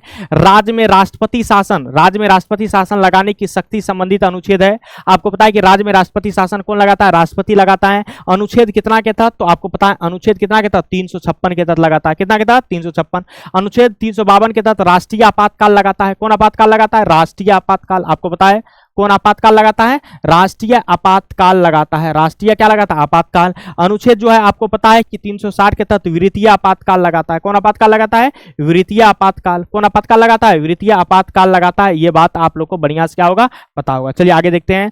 देखिए भारत में राज्यों की सीमाओं को कौन बदलता है, बात समझे कि नहीं। भारत में राज्यों की सीमाओं को कौन बदलता है, तो वह संसद बदलता है। कौन बदलता है, संसद बदलता है। इस चीज को याद रखिए। चलिए अगला क्वेश्चन देखिए क्या बोले। भारतीय संघ में राज्य सरकार, भारत के संघ में, भारत में राज्य सरकार जो है, कौन सरकार है, राज्य सरकार का वास्तविक प्रमुख कौन होता है। देखिए वास्तविक रियल प्रमुख कौन होता है, तो वह रियल प्रमुख होता है मुख्यमंत्री। कौन होता है, मुख्यमंत्री। इस चीज को आपको याद रखना है। देखिए राज्य सरकार का वास्तविक प्रमुख कौन होता है, मुख्यमंत्री होता है। और देखिए एक बात, संवैधानिक प्रमुख कौन होता है, राज्य सरकार का संवैधानिक प्रमुख कौन होता है, तो वह राज्यपाल होता है। जिस प्रकार से देश में संवैधानिक कौन होता है, राष्ट्रपति होता है, और रियल में प्रधानमंत्री होता है, ठीक उसी प्रकार से राज्य में भी होता है। वास्तविक प्रमुख कौन होता है, मुख्यमंत्री जी होता है, और संवैधानिक कौन होता है, राज्यपाल होता है। कौन होता है, राज्यपाल होता है। इस चीज को याद रखिए। तो यहां पर वास्तविक पूछा है, वास्तविक प्रमुख, तो इसमें कौन होगा, मुख्यमंत्री जी होगा। चलिए आगे क्वेश्चन की तरफ बढ़ते हैं। शक्तियों के वितरण से संबंधित विवादों को कौन सुलझाता है। यदि मान के चलिए शक्ति का वितरण के लिए लड़ाई हो गया, केंद्र सरकार और राज्य सरकार में लड़ाई हो गया, तो उसके विवाद को कौन सुलझाता है, तो उसके विवाद को जो है सर्वोच्च न्यायालय सुलझाता है। कौन सुलझाता है, सर्वोच्च न्यायालय, सुप्रीम कोर्ट क्या करता है, सुलझाता है। इस चीज को याद रखिए। चलिए आगे देखते हैं क्या है कि समवर्ती सूची में केंद्र और राज्य के बीच टकराव की स्थिति में यानी कि किसकी प्राथमिकता होती है। यदि मान के चलिए समवर्ती सूची में कोई कानून बना, और उसमें समवर्ती सूची में आपको पता है कानून केंद्र सरकार, राज्य सरकार दोनों बना सकती है। कौन सी बना सकती है, दोनों बना सकती है। आपको पता है कि समवर्ती सूची में कितने विषय पर कानून बना सकता है, तो 52 विषय पर। कितना विषय पर, 52 विषय आते हैं इसके अंतर्गत। और देखिए यदि दोनों में झगड़ा हो गया, केंद्र सरकार और राज्य सरकार में झगड़ा हो गया, तो किसको प्राथमिकता माना जाएगा, तो वह केंद्र सरकार की प्राथमिकता माना जाएगा। समझे कि नहीं, किसको माना जाएगा, केंद्र सरकार की प्राथमिकता माना जाएगा। यानी कि इसका ऑप्शन आपको क्या हो जाएगा, बी हो जाएगा। चलिए अगला क्वेश्चन की तरफ बढ़ते हैं। देखिए भारतीय संघवाद की मुख्य विशेषता क्या है। भारतीय जो संघवाद है इसका मुख्य विशेषता क्या है, तो आपको पता होना चाहिए। इसका मुख्य विशेषता एकात्मक झुकाव। इसका मुख्य विशेषता क्या है, एकात्मक झुकाव है। इस चीज को याद रखिए। चलिए अगला क्वेश्चन की तरफ बढ़ते हैं।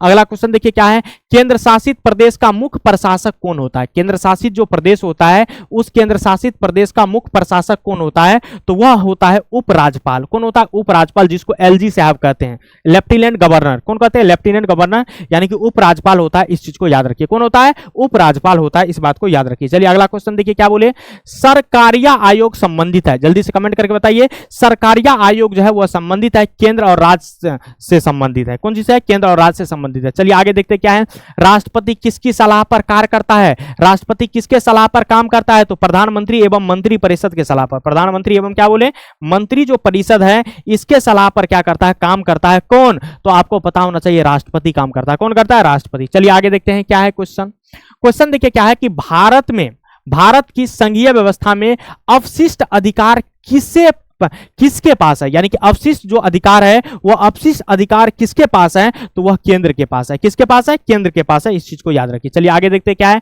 भारतीय संविधान का एक मजबूत निर्माण कौन करता है। भारतीय संविधान एक मजबूत निर्माण करता है, कौन करता है, तो केंद्र करता है। इस चीज को याद रखिए। कौन करता है, केंद्र करता है। इस चीज को याद रखिए। चलिए आगे देखते हैं, संघ सूची में कुल कितने विषय हैं, तो आपको पता होगा कि संघ सूची में जो है कुल विषय की जो संख्या है वह आपको 100 है। कितना है, 100 है। पहले 97 था, पहले क्या था, 97 था, लेकिन अभी कितना है, 100 है। वर्तमान में कितना है, 100 है। इस बात को आपको क्या रखना है, याद रखना है। यस या नो एक बार जल्दी से कमेंट करके बताइए। अब देखिए अगला क्वेश्चन देखिए क्या है, अब देखिए क्या है, निम्न में से कौन राज्य सूची के अंतर्गत आता है। देखिए क्या बोले, विदेश मामला संघ सूची के अंतर्गत आएगा, रक्षा देखिए संघ सूची के अंतर्गत आएगा, बैंकिंग संघ सूची के अंतर्गत आएगा, और पुलिस जो है राज्य सूची के अंतर्गत आएगा।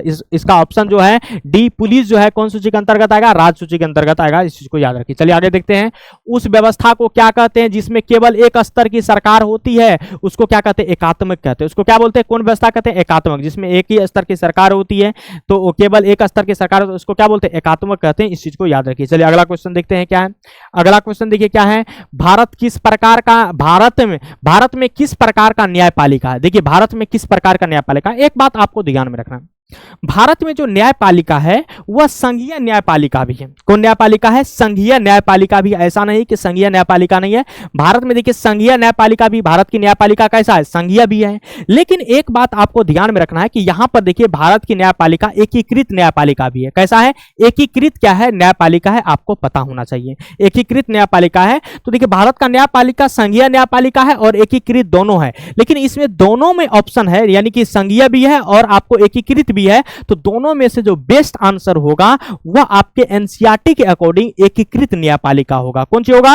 एकीकृत न्यायपालिका होगा। यानी कि इसका ऑप्शन आपको क्या हो जाएगा? डी हो जाएगा। इसका ऑप्शन आपको क्या हो जाएगा? डी हो जाएगा। इस चीज को याद रखिए। चलिए अगला क्वेश्चन की तरफ बढ़ते हैं अपना लोग। अगला क्वेश्चन देखिए क्या है। यानी कि संसद को उच्च सदन कहलाता है। यानी कि संसद के उच्च सदन कौन कहलाता है? तो राज्यसभा जो है संसद के कौन सदन कहलाता है? उच्च सदन कहलाता है। आपको पता होगा कौन सभा कहलाता है? राज्यसभा कहलाता है। इस चीज को आपको क्या रखना है? याद रखना है। अब बताइए, यानी कि टोटल जो 80 क्वेश्चन है आपके बोर्ड एग्जाम में जो पूछे गए हैं, सभी के सभी जो भी क्वेश्चन हम जो है आपको 11th क्लास का जो फर्स्ट बुक का पूरा ऑब्जेक्टिव करवाए हैं, उसी में से क्वेश्चन पूछा गया होगा। मतलब उसी में से क्वेश्चन पूछा गया है। और देखिए कि सब, हम आशा करते हैं आप लोग पर, हमको विश्वास है कि आप लोग जो है सभी क्वेश्चन को क्या किए होंगे? बना लिए होंगे। समझे कि नहीं? सभी क्वेश्चन को आप लोग क्या किए होंगे? बना लिए होंगे। तो एक बार जल्दी से आप कमेंट करके बताइए 80 में से कितना आपका सही हुआ। 80 में से अभी वर्तमान में आपका कितना ऑब्जेक्टिव सही हुआ, एक बार जल्दी से कमेंट करके बताइए। जल्दी से एक बार कमेंट करके बताइए। चलिए अब देखिए क्या बोले कि ऑब्जेक्टिव तो हो गया। अब तो ऑब्जेक्टिव क्या हो गया? अब ऑब्जेक्टिव के साथ साथ आपके हाफ ईयरली एग्जाम में शॉर्ट टाइप क्वेश्चन भी पूछे गए हैं। कौन क्वेश्चन पूछे गए हैं? शॉर्ट टाइप क्वेश्चन भी पूछे गए हैं। और आपको यह बात पता होना चाहिए कि ये जो शॉर्ट टाइप क्वेश्चन पूछे गए हैं, इसकी संख्या कितना है? 25 है। कितना है? 25 है। तो 25 क्वेश्चन हम आपको करवाएंगे। अभी कितना क्वेश्चन? 25 जो शॉर्ट टाइप क्वेश्चन है, 25 शॉर्ट टाइप क्वेश्चन करवाएंगे। तो अब देखिए आप लोग का लॉन्ग टाइप क्वेश्चन, यानी कि देखिए कि जो आपका ऑब्जेक्टिव था वो ऑब्जेक्टिव हो गया। वो क्या हो गया? ऑब्जेक्टिव हो गया। तो अब ऑब्जेक्टिव हो जाने के बाद देखिए अब जो है खंड बी में, देखिए खंड बी में सेक्शन बी में आपका जो क्वेश्चन पूछा गया था वह लघु उत्तरीय क्वेश्चन पूछा था, शॉर्ट टाइप क्वेश्चन पूछा था। और आपको पता है कि ये शॉर्ट टाइप क्वेश्चन कितने मार्क में पूछे जाते हैं? 2 मार्क में। कितने मार्क में? 2 मार्क में क्या किए जाते हैं? पूछे जाते हैं। और हमको विश्वास है आप लोग पर कि आप लोग जो है इस शॉर्ट टाइप क्वेश्चन, सभी जो है शॉर्ट टाइप क्वेश्चन, यानी कि जितने आपको बोर्ड में दिए होंगे बनाने के लिए, सभी बना लिए होंगे। समझे कि नहीं?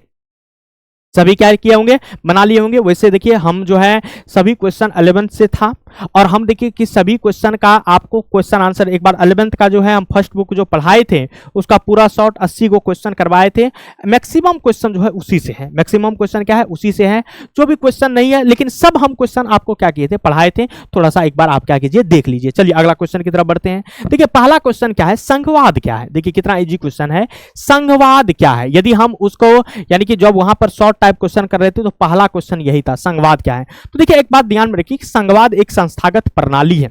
बात में संघवाद एक क्या है? संस्थागत प्रणाली है जिसमें 2 स्तर की राजनीतिक व्यवस्था सम्मिलित है। कितने स्तर की? 2 स्तर की राजनीतिक व्यवस्था क्या है? सम्मिलित है। आपको पता है कि केंद्र स्तर पर केंद्र सरकार होती है, और आपको पता है कि राज्य के स्तर पर कौन सरकार होती है? राज्य सरकार होती है। संघवाद में आपको पता होना चाहिए, एक संघवाद एक ऐसी प्रणाली है जिसमें केंद्र स्तर पर केंद्र सरकार होती है और राज्य के स्तर पर क्या होती है? राज्य सरकार होती है। इसी को क्या बोलते हैं? संघवाद कहते हैं। इसी को क्या बोलते हैं? संघवाद कहते हैं। इस चीज को ध्यान में रखिए। संघवाद एक संस्थागत प्रणाली है जिसमें 2 स्तर की राजनीतिक व्यवस्थाएं को सम्मिलित किया गया है। इसमें एक संघीय यानी कि केंद्र स्तर की सरकार होती है, और आपको दूसरा पता होगा राज्य के स्तर की क्या होती है? सरकार होती है। यानी कि राज्य स्तर का या प्रांतीय स्तर का, ये बात क्या है? बराबर है। चलिए दूसरा क्वेश्चन की तरफ बढ़ते हैं।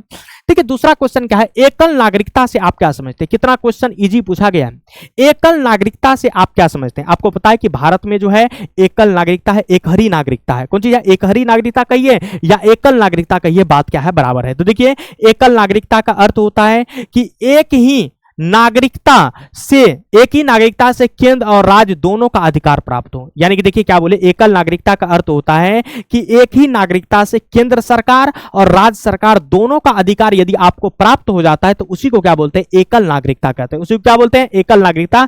और भारत में एकल नागरिकता का क्या है, व्यवस्था है। भारत में किसका है, एकल नागरिकता का क्या है, व्यवस्था। इस चीज को याद रखिए। देखिए क्या है, एकल नागरिकता का अर्थ एक ही नागरिकता से केंद्र और राज्य दोनों का आपको यदि अधिकार प्राप्त होगा, दोनों का यदि आपको अधिकार प्राप्त हो जाता है तो उसी को क्या बोलते हैं, एकल नागरिकता कहते हैं। इस चीज को याद रखना है, समझे कि नहीं। चलिए अगला क्वेश्चन की तरफ बढ़ते हैं। अब देखिए क्या बोले कि राज्य के नीति निर्देशक तत्व क्या है। राज्य के नीति निर्देशक तत्व क्या है, आपको पता है कि राज्य के नीति निर्देशक तत्व संविधान ने सरकार को दिए हैं। बात समझ नहीं, यानी कि राज्य के नीति निर्देशक तत्व जो है, यानी कि डीपीएसपी जो है, वह संविधान जो है सरकार को दिया है ताकि देश, यानी कि ताकि सरकार जो है देश में जन कल्याणकारी काम कर सके, यानी कि जनता का भला कर सके, लोक कल्याणकारी कार्य कर सके। और इसके बारे में चर्चा हमारे भारतीय संविधान के भाग कितना में है, 4 में है। आपको पता होगा अनुच्छेद कितना से कितना, तो अनुच्छेद 36 से लेकर के 51 तक में जो है राज्य के नीति निर्देशक तत्व के बारे में चर्चा है। और आपको यह भी पता होगा कि राज्य का नीति निर्देशक तत्व जो है ये कहां के संविधान से लिए हैं अपना लोग, तो आयरलैंड के संविधान से लिए हैं। कहां के संविधान से लिए हैं, आयरलैंड के संविधान से लिए हैं। ये भी बात आप लोग को क्या होगा, पता होगा। चीजें समझ में आ रहा है, किसी भी तरह का दिक्कत तो नहीं है, एक बार जल्दी से कमेंट करके बताइए। देखिए क्या बोले, राज्य के नीति निर्देशक तत्व जो संविधान ने सरकार को दिए हैं, किसको दिए हैं, सरकार को दिए हैं, ताकि राज्य, यानी कि ताकि जो है सरकार देश की जन कल्याणकारी राज्य बना सके। कौन बना सके, जन कल्याणकारी, लोक कल्याणकारी राज्य बना सके। इसके बारे में चर्चा भारतीय संविधान के भाग कितना में है, 4 में है। और अनुच्छेद कितना में है, यानी कि 36 से 51 तक में। और ये कहां से अपना लोग लिए हैं, आयरलैंड के संविधान से लिए हैं। इस बात को आपको क्या रखना है, याद रखना है। चलिए अगला क्वेश्चन की तरफ बढ़ते हैं। देखिए भारतीय संविधान में धर्मनिरपेक्षता का क्या अर्थ होता है। देखिए भारत के संविधान में धर्मनिरपेक्षता का क्या अर्थ होता है। आपको एक बात पता है कि भारत में सभी धर्म एक समान है। सभी धर्म क्या है, एक समान है। आप जो है किसी भी धर्म के साथ भेदभाव नहीं कर सकते। आप किसी धर्म के साथ क्या कर सकते हैं, भेदभाव नहीं कर सकते। इसी को क्या बोलते हैं, धर्मनिरपेक्षता कहते हैं। इसी को क्या कहते हैं, धर्मनिरपेक्षता कहते हैं। इस बात को आपको क्या करना है, याद रखना है। यानी कि देखिए क्या बोले कि सभी धर्म के लोगों को एक समान मानना। सभी धर्म के लोग, चाहे हिंदू हो, सिख हो, ईसाई हो, जैन हो, पादरी हो, बौद्ध हो, कोई भी धर्म हो, सभी धर्म के लोग को एक समान मानना है। एक समान क्या करना है, मानना है। और किसी धर्म के साथ भेदभाव नहीं करना धर्मनिरपेक्षता कहलाता है। क्या कहलाता है, धर्मनिरपेक्षता कहलाता है। और आपको पता है कि ये धर्मनिरपेक्ष, हमारा जो देश है भारत, कैसा देश है, धर्मनिरपेक्ष देश है। यहां पर सभी धर्म का क्या क्या किया जाता है, सम्मान किया जाता है, सम्मान दिया जाता है, बराबर सम्मान दिया जाता है। चीजें समझ में आ गया। चलिए अगला क्वेश्चन की तरफ बढ़ते हैं। अगला देखिए क्या बोले कि संविधान से क्या तात्पर्य है, संविधान का क्या मतलब है। आपको पता है कि देश को चलाने के लिए जिन नियम और कानून की जरूरत होती है, देश को चलाने के लिए आपको पता है कि नियम और कानून की जरूरत होती है। तो देश को चलाने के लिए जिन नियम और कानून की जरूरत होती है उसे ही क्या कहते हैं, संविधान कहते हैं। उसे ही क्या कहते हैं, संविधान कहते हैं। इस बात को आपको याद रखना है। संविधान किसे कहते हैं, देश को चलाने के लिए जिन नियम एवं कानून की जरूरत होती है उसे क्या कहते हैं, संविधान कहते हैं। उसी को क्या कहते हैं, संविधान कहते हैं। इस बात को आपको क्या करना है, याद रखना है। तो ये क्वेश्चन कितना हो गया, 5वां नंबर। चलिए 6ठा नंबर क्वेश्चन की तरफ बढ़ते हैं। उद्देश्य प्रस्ताव से आप क्या समझते हैं, उद्देश्य प्रस्ताव से आप क्या समझते हैं। आपको पता होगा कि हमारे संविधान में, हमारे संविधान सभा में पहली बार उद्देश्य प्रस्ताव जो है, जो यानी कि उद्देश्य प्रस्ताव जो पेश किया था वह कौन किया था, तो नेहरू जी किए थे। कौन किए थे, पंडित नेहरू जी किए थे। आपको पता होगा कौन किए थे, पंडित नेहरू जी किए थे। और वह कब किए थे, तो आप लोग को पता होना चाहिए कब किए थे। आप लोग को क्या होगा, पता होना चाहिए 13 दिसंबर। कब किए थे, 13 दिसंबर 1946 ईस्वी में जो है नेहरू जी है उद्देश्य प्रस्ताव क्या किया था, पेश किया था संविधान सभा में। इस चीज को याद रखिए। चलिए आगे देखते हैं। देखिए उद्देश्य प्रस्ताव से आप क्या समझते हैं, किसी काम या योजना को करने के कारण, देखिए कोई भी यदि आप काम कर रहे हैं, कोई भी योजना बना रहे हैं, तो योजना को करने के कारण और उनका मकसद बताना, यानी कि वो जो काम कर रहे हैं उस काम के करने का आपके पीछे क्या कारण है, वो कारण बताते हैं। और उसके बारे में यदि आप उनका मकसद बताते हैं, यानी कि हम क्यों कर रहे हैं और क्या पाना चाहते हैं। यानी कि देखिए कोई भी काम हम क्यों कर रहे हैं और क्या पाना चाहते हैं, इसी को क्या बोलते हैं, उद्देश्य प्रस्ताव कहते हैं। इसी को कौन प्रस्ताव कहते हैं, उद्देश्य प्रस्ताव कहते हैं। इस चीज को याद रखिए। चलिए आगे देखते हैं। सार्वभौमिक वेशक मताधिकार क्या है। सार्वभौमिक वेशक मताधिकार क्या है। आपको पता है कि हर वेशक नागरिक जिसका उम्र कितना हो गया, 18 साल प्लस, जिसका उम्र कितना हो गया, 18 साल प्लस हो गया है। तो देखिए क्या बोले कि हर वयस्क नागरिक, चाहे वह किसी जाति का हो, चाहे किसी धर्म का हो, चाहे किसी लिंग का हो, चाहे अमीर हो, चाहे गरीब हो, चुनाव में वोट देने का समान अधिकार है। चुनाव में क्या बोले, वोट देने का कौन अधिकार है, समान अधिकार, सभी लोग दे सकता है। जिसका भी उम्र 18 साल प्लस है, सभी लोग क्या कर सकते हैं, चुनाव में वोट दे सकते हैं। उसी को क्या बोलते हैं, सार्वभौमिक वयस्क मताधिकार। उसी को क्या बोलते हैं, सार्वभौमिक वयस्क मताधिकार कहते हैं। इस चीज को याद रखना है। उसी को क्या बोलते हैं, सार्वभौमिक वयस्क मताधिकार कहते हैं। इस बात को आपको क्या रखना है, याद रखना है। चीजें समझ में आ गया। चलिए अगला क्वेश्चन की तरफ बढ़ते हैं। देखिए क्या है, समानता के अधिकार से आप क्या समझते हैं, समानता के अधिकार से आप क्या समझते हैं। देखिए क्या बोलते हैं, समानता का अधिकार का मतलब क्या होता है।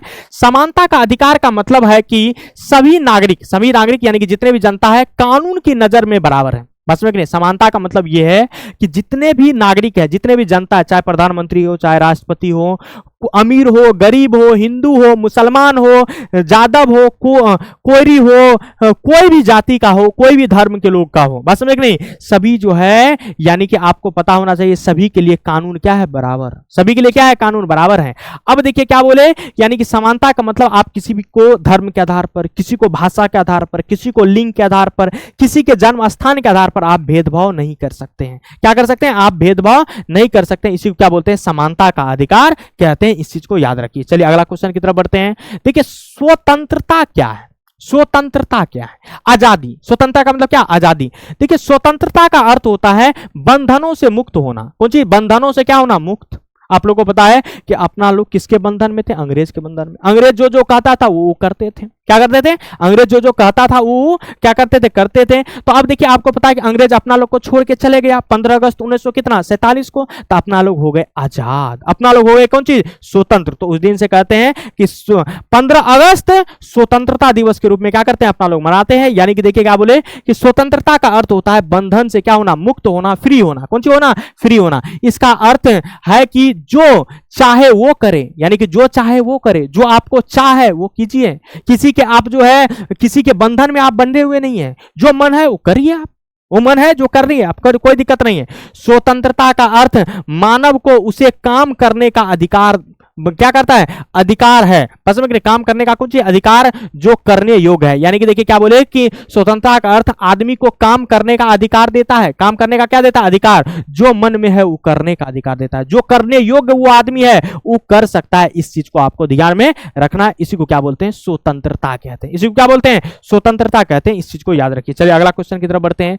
देखिए संसदीय शासन प्रणाली क्या है, संसदीय जो शासन प्रणाली है, ये संसदीय शासन प्रणाली क्या होता है। देखिए संसदीय शासन प्रणाली वह व्यवस्था है जिसमें देश की असली अधिकार जनता द्वारा चुनी गई संसद के पास होती है। बस में देखिए क्या बोले, यानी कि संसदीय शासन प्रणाली वह व्यवस्था है जिसमें देश की असली अधिकार जनता द्वारा चुनी गई संसद के पास होता है। बस में किसके पास होता है, संसद के पास होता है। सरकार संसद के प्रति जिम्मेदार होती है। बस में नहीं, सरकार जो होता है, जो भी सरकार में आएगा तो वह संसद के प्रति क्या होती है, जिम्मेदार होती है। अगर संसद में विश्वास खो देता है, यदि कोई सरकार संसद में विश्वास खो देता है तो सरकार को इस्तीफा देना पड़ता है। सरकार को इस्तीफा देने का मतलब, किसको इस्तीफा देना पड़ता है, प्रधानमंत्री को इस्तीफा देना पड़ता है। किसको देना पड़ता है, प्रधानमंत्री को इस्तीफा देना पड़ता है। इस चीज को आपको ध्यान में क्या करना है, रखना है। समझे कि नहीं, इस चीज को आपको ध्यान में रखना है। और बताइए कि संसदीय शासन प्रणाली अपना लोग किस देश से लाए हैं, एक बार जल्दी से कमेंट करके बताइए। चलिए अगला क्वेश्चन देखिए क्या है,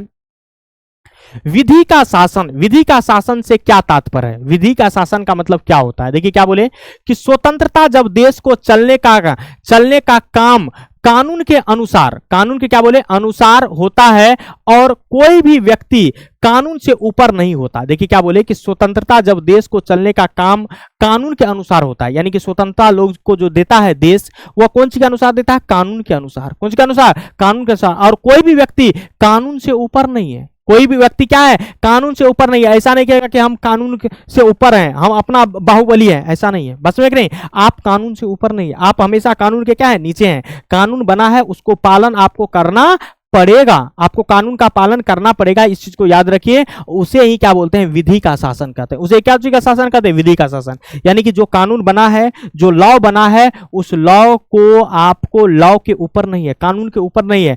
आपको कानून जो कहता है वो आपको करना पड़ेगा। उसी को क्या बोलते हैं, विधि का शासन कहते हैं। इसका मतलब यही होता है। चलिए आगे देखते हैं क्या बोले, प्रस्तावना में गणराज्य गणराज्य पद का क्या तात्पर्य है? प्रस्तावना में गणराज्य जो वर्ड है इसका क्या तात्पर्य है? देखिए क्या बोले, प्रस्तावना में गणराज्य पद का तात्पर्य है कि भारत एक ऐसा देश है, भारत एक ऐसा देश है जहां पर देखिए देश का प्रमुख का मतलब राष्ट्रपति, देश का प्रमुख कौन होता है? संवैधानिक तौर पे राष्ट्रपति जनता द्वारा चुने गए प्रतिनिधियों के माध्यम से चुना जाता है। बस में नहीं, यानी कि राष्ट्रपति भी जो है जनता द्वारा जो चुने गए प्रतिनिधि होता है उसी के माध्यम से चुना जाता है। इसी को तो गणराज्य कहते हैं, इसी को क्या बोलते हैं? गणराज्य कहते हैं। देखिए जहां राजा या रानी नहीं होता, जहां पर राजा और रानी नहीं होता है, बस में ऐसा नहीं है कि आए हमरो बेटा है राजा, हमर बेटा प्रधानमंत्री बना, यानी कि हम बने हमर बेटा बनेगा, हमर पोता बनेगा, ऐसा नहीं है। यहाँ पे राजा रानी नहीं चलता है, बल्कि जनता का शासन चलता है। जनता जिसको चाहेगा गणराज्य में वही सत्ता पर बैठेगा, जनता जिसको नहीं चाहेगा वह सत्ता से क्या रहेगा? दूर रहेगा। इस चीज को याद रखिए। उसका देखिए क्या बोले, हर व्यक्ति को बराबरी का अधिकार होता है। हर व्यक्ति को क्या होता है? बराबरी का अधिकार होता है, चाहे वह किसी धर्म का हो, चाहे किसी जाति का हो, चाहे किसी वर्ग का हो, सभी को क्या होता है? बराबर का अधिकार होता है। उसी को क्या बोलते हैं? गणराज्य कहते हैं। इस चीज को याद रखिए। चलिए अगला क्वेश्चन की तरफ बढ़ते हैं। देखिए प्रस्तावना के अनुसार न्याय क्या है? प्रस्तावना के अनुसार क्या है? न्याय क्या है? तो आपको पता है कि देश में सभी नागरिक को 3 प्रकार का न्याय मिलना चाहिए। कितने प्रकार का न्याय? 3 प्रकार का। एक सामाजिक न्याय मिलना चाहिए, एक आर्थिक न्याय मिलना चाहिए और एक राजनीतिक न्याय मिलना चाहिए। देखिए क्या बोले, प्रस्तावना के अनुसार जो नागरिक हैं, जितने भी जनता हमारे देश के हैं, उस जनता को कितने प्रकार का न्याय मिलना चाहिए? तो 3 प्रकार का क्या मिलना चाहिए? न्याय मिलना चाहिए। पहला आपको पता होना चाहिए, सामाजिक न्याय मिलना चाहिए, आर्थिक न्याय मिलना चाहिए और राजनीतिक न्याय मिलना चाहिए। सामाजिक न्याय का मतलब देखिए, समाज में सबको इज्जत मिलना चाहिए। ऐसा नहीं कि फलनमा को बेसी इज्जत है, चिल्लमा को नहीं इज्जत है। समाज में सबको इज्जत मिलना चाहिए, सबको प्रतिष्ठा मिलनी चाहिए, सबकी इज्जत है, प्रतिष्ठा है। उसका देखिए आर्थिक न्याय मिलना चाहिए, यानी कि समाज में जितने भी लोग हैं सबके पास पैसा होना चाहिए। सबके पास क्या होना चाहिए? पैसा होना चाहिए। ऐसा नहीं कि एक ही आदमी कमा करके बोझ हो गया, दूसरा आदमी के पास नहीं है।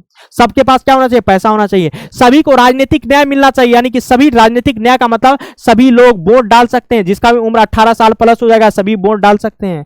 जो है जिसको चुनाव लड़ने का मन है तो वह चुनाव लड़ सकते हैं, चुनाव लड़ सकते हैं। इस चीज को ध्यान में रखिए, वो क्या कर सकते हैं? चुनाव लड़ सकते हैं। तो देखिए इसको कौन न्याय कहते हैं? राजनीतिक न्याय मिलना चाहिए। तो देश के सभी नागरिक को सामाजिक न्याय, आर्थिक न्याय और राजनीतिक न्याय क्या होना चाहिए? मिलना चाहिए। यही प्रस्तावना के अनुसार न्याय का परिभाषा है। यही प्रस्तावना के अनुसार किसका परिभाषा है? न्याय का परिभाषा है। इस बात को आपको क्या रखना है? याद रखना है। यस या नो? एक बार जल्दी से आप कमेंट करके बताइए, क्या आपको यहां तक चीजें समझ में आ गया? ये यहां तक चीजें समझ में आ गया?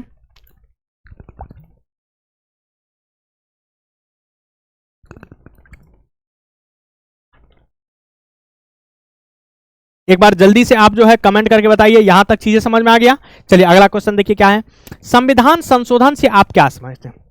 देखिए संविधान जो संशोधन है इससे आप क्या समझते हैं? देखिए संविधान संशोधन का प्रावधान आप लोग को पता है कौन देश से लाए हैं? दक्षिण अफ्रीका से। कहां से लाए हैं? आप लोग को पता होगा कहां से लाए हैं अपना लोग? दक्षिण अफ्रीका से लाए हैं। कहां से लाए हैं?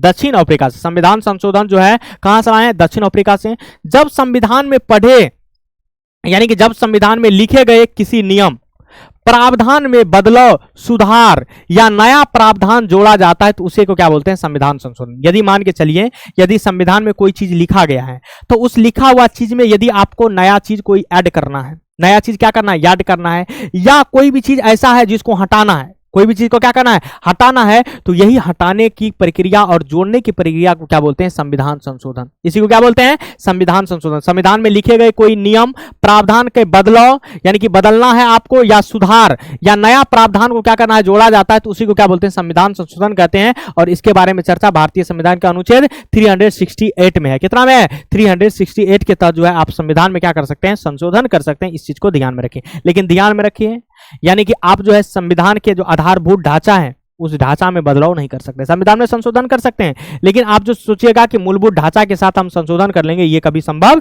नहीं है। चलिए आगे देखते हैं। अगला क्वेश्चन देखिए क्या है। मौलिक कर्तव्य से आप क्या समझ? मौलिक कर्तव्य का क्या तात्पर्य? आपको पता है कि जो मौलिक कर्तव्य है ना, ये मौलिक कर्तव्य 42वां संविधान संशोधन 1976 के तहत क्या किया गया था? जोड़ा गया था। 1976 के तहत क्या किया गया था? जोड़ा गया था। मौलिक कर्तव्य की संख्या शुरुआत में कितना था? 10 था, लेकिन अभी वर्तमान में इसकी संख्या कितनी? 11 है। इसकी संख्या अभी कितना है? 11 है। आपको पता है मौलिक कर्तव्य का महत्व बहुत अधिक है।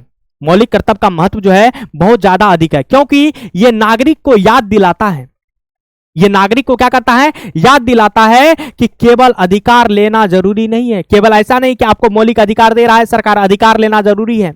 बस समझ रहे हैं? अधिकार लेना जरूरी नहीं है, बल्कि देश के प्रति कुछ कर्तव्य को निभाना भी उतना ही जरूरी है। आप अधिकार भी लीजिए, आपको मौलिक अधिकार हम दे रहे हैं, लेकिन अधिकार लेने के साथ साथ आपको देश के प्रति कुछ कर्तव्य को क्या करना है, निभाना है। कुछ कर्तव्य को क्या करना है, निभाना। जैसे झंडा का सम्मान करना है, संविधान का क्या करना है, सम्मान करना है। तो ये सब चीज का जो सम्मान करना है, ये सब चीज हमको कौन चीज में सिखाती है, मौलिक कर्तव्य में सिखाती है। कौन चीज में सिखाती है, मौलिक कर्तव्य में सिखाती है। इस चीज को याद रखिए, मौलिक कर्तव्य का महत्व बहुत अधिक है, क्योंकि यह नागरिकों को याद दिलाता है कि केवल अधिकार लेना ही जरूरी नहीं है, केवल अधिकार लेना जरूरी नहीं है बस में नहीं, बल्कि देश के प्रति कुछ कर्तव्य निभाना भी उतना ही क्या है, जरूरी है। देश के प्रति जो है कुछ कर्तव्य को निभाना क्या है, जरूरी है। इस चीज को आपको क्या रखना है, याद रखना है। अगला देखिए क्या है, आपातकाल का प्रावधान क्या है। देखिए आपातकाल का प्रावधान क्या है, आपको एक बात पता होगा, आपातकाल का प्रावधान भारत के संविधान में इसीलिए किया गया है कि देश में यदि कौन चीज, सुरक्षा, एकता और संविधान के रक्षा के लिए संकट की घड़ी में सरकार को विशेष अधिकार दिए जा सकते हैं। यानी मान के चलिए, यदि देश की सुरक्षा की बात हो, देश की एकता की बात हो, संविधान की रक्षा के लिए यदि संकट आ जाए, तो संकट की घड़ी में सरकार को जो है विशेष अधिकार मिला हुआ है। सरकार को कौन अधिकार मिला हुआ है, विशेष अधिकार, और इसी को क्या बोलते हैं, आपातकाल। इसी को इमरजेंसी कहते हैं, इसी को क्या बोलते हैं, इमरजेंसी। और आपको पता है कि सरकार कितने प्रकार का इमरजेंसी लगा सकता है, 3 प्रकार का। कितने प्रकार का, 3 प्रकार का। ये बात आपको पता है। एक राष्ट्रीय आपातकाल लगा सकता है, आपको पता है, राष्ट्रीय आपातकाल लगा सकता है। सरकार क्या कर सकता है, राष्ट्रीय आपात लगा सकता है। अनुच्छेद 352 के तहत आपको पता है, राष्ट्रपति शासन लगा सकता है। किसी भी राज्य में राष्ट्रपति शासन लगा सकता है, राष्ट्रपति शासन लगा सकता है। अनुच्छेद कितना के तहत, 356 के तहत, 300 कितना, 56 के तहत। उसके बाद आपको पता है वित्तीय आपातकाल लगा सकता है। सरकार के पास यदि पैसा नहीं है तो वित्तीय आपात भी क्या कर सकता है, लगा सकता है। अनुच्छेद कितना के तहत, 360 के तहत। तो ये सब प्रावधान मिला हुआ है किसको, सरकार को, समझे कि नहीं, इस चीज को याद रखिए। चलिए अगला क्वेश्चन की तरफ बढ़ते हैं। देखिए द्विसदनीय विधायिका से क्या समझते हैं। देखिए क्या बोले, द्विसदनीय विधायिका का मतलब है कि ऐसी व्यवस्था जिसमें संसद या विधानमंडल दोनों सदन होते हैं। यानी देखिए क्या बोले कि द्विसदनीय विधायिका का मतलब होता है कि ऐसी व्यवस्था जिसमें संसद या विधानमंडल 2 सदन होते हैं। संसद भी होते हैं और विधानमंडल भी होते हैं, संसद भी होते हैं और क्या होते हैं, विधानमंडल दोनों होते हैं। तो उसी को क्या बोलते हैं, द्विसदनीय विधायिका कहते हैं। इस चीज को याद रखिए। चलिए अगला क्वेश्चन की तरफ बढ़ते हैं। देखिए महाभियोग क्या होता है। महाभियोग का मतलब है कि देश के सर्वोच्च पद पर बैठे व्यक्ति को उसके पद से हटाने का ये कानूनी प्रक्रिया। ये कौन प्रक्रिया है, कानूनी प्रक्रिया। आपको पता है कि आप राष्ट्रपति को हटा सकते हैं। आप किसको हटा सकते हैं, राष्ट्रपति। जो बड़का अपने आप को तोप करता है उस पर महाभियोग लगा करके आप हटा सकते हैं। आप उपराष्ट्रपति को हटा सकते हैं। आप किसको हटा सकते हैं, उपराष्ट्रपति को हटा सकते हैं। आप जो है मुख्य न्यायाधीश, सुप्रीम कोर्ट के कौन न्यायाधीश, मुख्य न्यायाधीश, मुख्य क्या बोले, न्यायाधीश को भी, मुख्य क्या बोले, न्यायाधीश को भी जो आप जो है उसको जो है अपने पद से क्या कर सकते हैं, हटा सकते हैं। इसको क्या बोलते हैं, महाभियोग। किसको कहते हैं, महाभियोग। जो बड़े बड़े पद पर बैठा हुआ है उसको कानूनी प्रक्रिया से हटाने का जो प्रक्रिया, उसी को क्या बोलते हैं, महाभियोग कहते हैं। इस चीज को याद रखिए। चलिए आगे देखते हैं, अवशिष्ट शक्तियां क्या है। कौन शक्तियां, अवशिष्ट शक्तियां क्या होता है। देखिए वे विषय जिन पर कानून बनाने की शक्ति संविधान में स्पष्ट रूप से केंद्र या राज्य को नहीं दी गई है, ये शक्तियां केवल जो है ना केंद्र सरकार को दी गई है। बस में नहीं, केवल किसको दी गई है, केंद्र सरकार को दी गई है। उसी को क्या बोलते हैं, अवशिष्ट शक्तियां। कुछ ऐसे कानून है जिस पर कानून केवल कौन बना सकती है, केंद्र सरकार बना सकती है। केवल कौन सरकार बना सकती है, केंद्र सरकार बना सकती है। उसी को क्या बोलते हैं, अवशिष्ट शक्तियां कहते हैं। उसी को क्या कहते हैं, अवशिष्ट शक्तियां कहते हैं। इस बात को आपको क्या रखना है, याद रखना है। चलिए आगे देखते हैं क्या है, सहकारी संघवाद। देखिए क्या बोले, सहकारी संघवाद से आप क्या समझते हैं। सहकारी जो संघवाद है इससे आप क्या समझते हैं। तो देखिए सहकारी संघवाद का मतलब है कि यानी कि भारत जैसे देश में केंद्र और राज्य सरकार मिलकर काम करती है। केंद्र और राज्य सरकार दोनों मिलकर के काम करती है, एक दूसरे की मदद करती है। केंद्र सरकार राज्य को मदद करती है, राज्य सरकार केंद्र को क्या करती है, मदद करती है, और साथ मिलकर देश का विकास में क्या करती है, काम करती है। उसी को क्या बोलते हैं, सहकारी संघवाद कहते हैं। इसी को क्या बोलते हैं, सहकारी। यानी कि केंद्र सरकार, राज्य सरकार मिल करके, दोनों मिल करके यानी कि अपने देश का क्या करता है, विकास करता है। अपने देश का क्या करता है, विकास करता है। तो उसी को क्या बोलते हैं, सहकारी संघवाद कहते हैं। एक बार जल्दी से कमेंट करके बताइए, क्या आपको ये बातें समझ में आ रहा है। एक बार जल्दी से कमेंट करके बताइए, क्या ये सब बातें आप लोग को समझ में आ रहा है कि नहीं, यस या नो। एक बार जल्दी से कमेंट करके बताइए, ये सब बातें आप लोग को समझ में आ रहा है। चलिए आगे देखते हैं क्या है, संघ सूची का क्या मतलब है। आपको पता है कि इसमें इसमें वे सभी विषय शामिल है जिस पर केंद्र सरकार केवल कानून बना सकते हैं, केवल केंद्र सरकार का कानून बना सकती है, उसको क्या बोलते हैं, संघ सूची कहते हैं। और आपको पता है कि संघ सूची के अंतर्गत कितने विषय है, 100 विषय। कितने विषय है, 100 विषय। जैसे सेना, रेलवे, बैंकिंग, ये सब जो है आपको कौन सी में, संघ सूची के अंतर्गत आ जाएगा, समझे कि नहीं। ये सब जो है आपको कौन सी के अंतर्गत आ जाएगा, संघ सूची के अंतर्गत आ जाएगा। इस चीज को याद रखिए। चलिए अगला देखते हैं क्वेश्चन क्या है। अगला देखिए, वित्तीय आपातकाल क्या होता है। वित्तीय आपातकाल, देखिए क्या बोले, वित्तीय आपातकाल भारत के संविधान में एक विशेष आपातकाल की स्थिति होता है, एक विशेष आपातकाल की स्थिति होता है।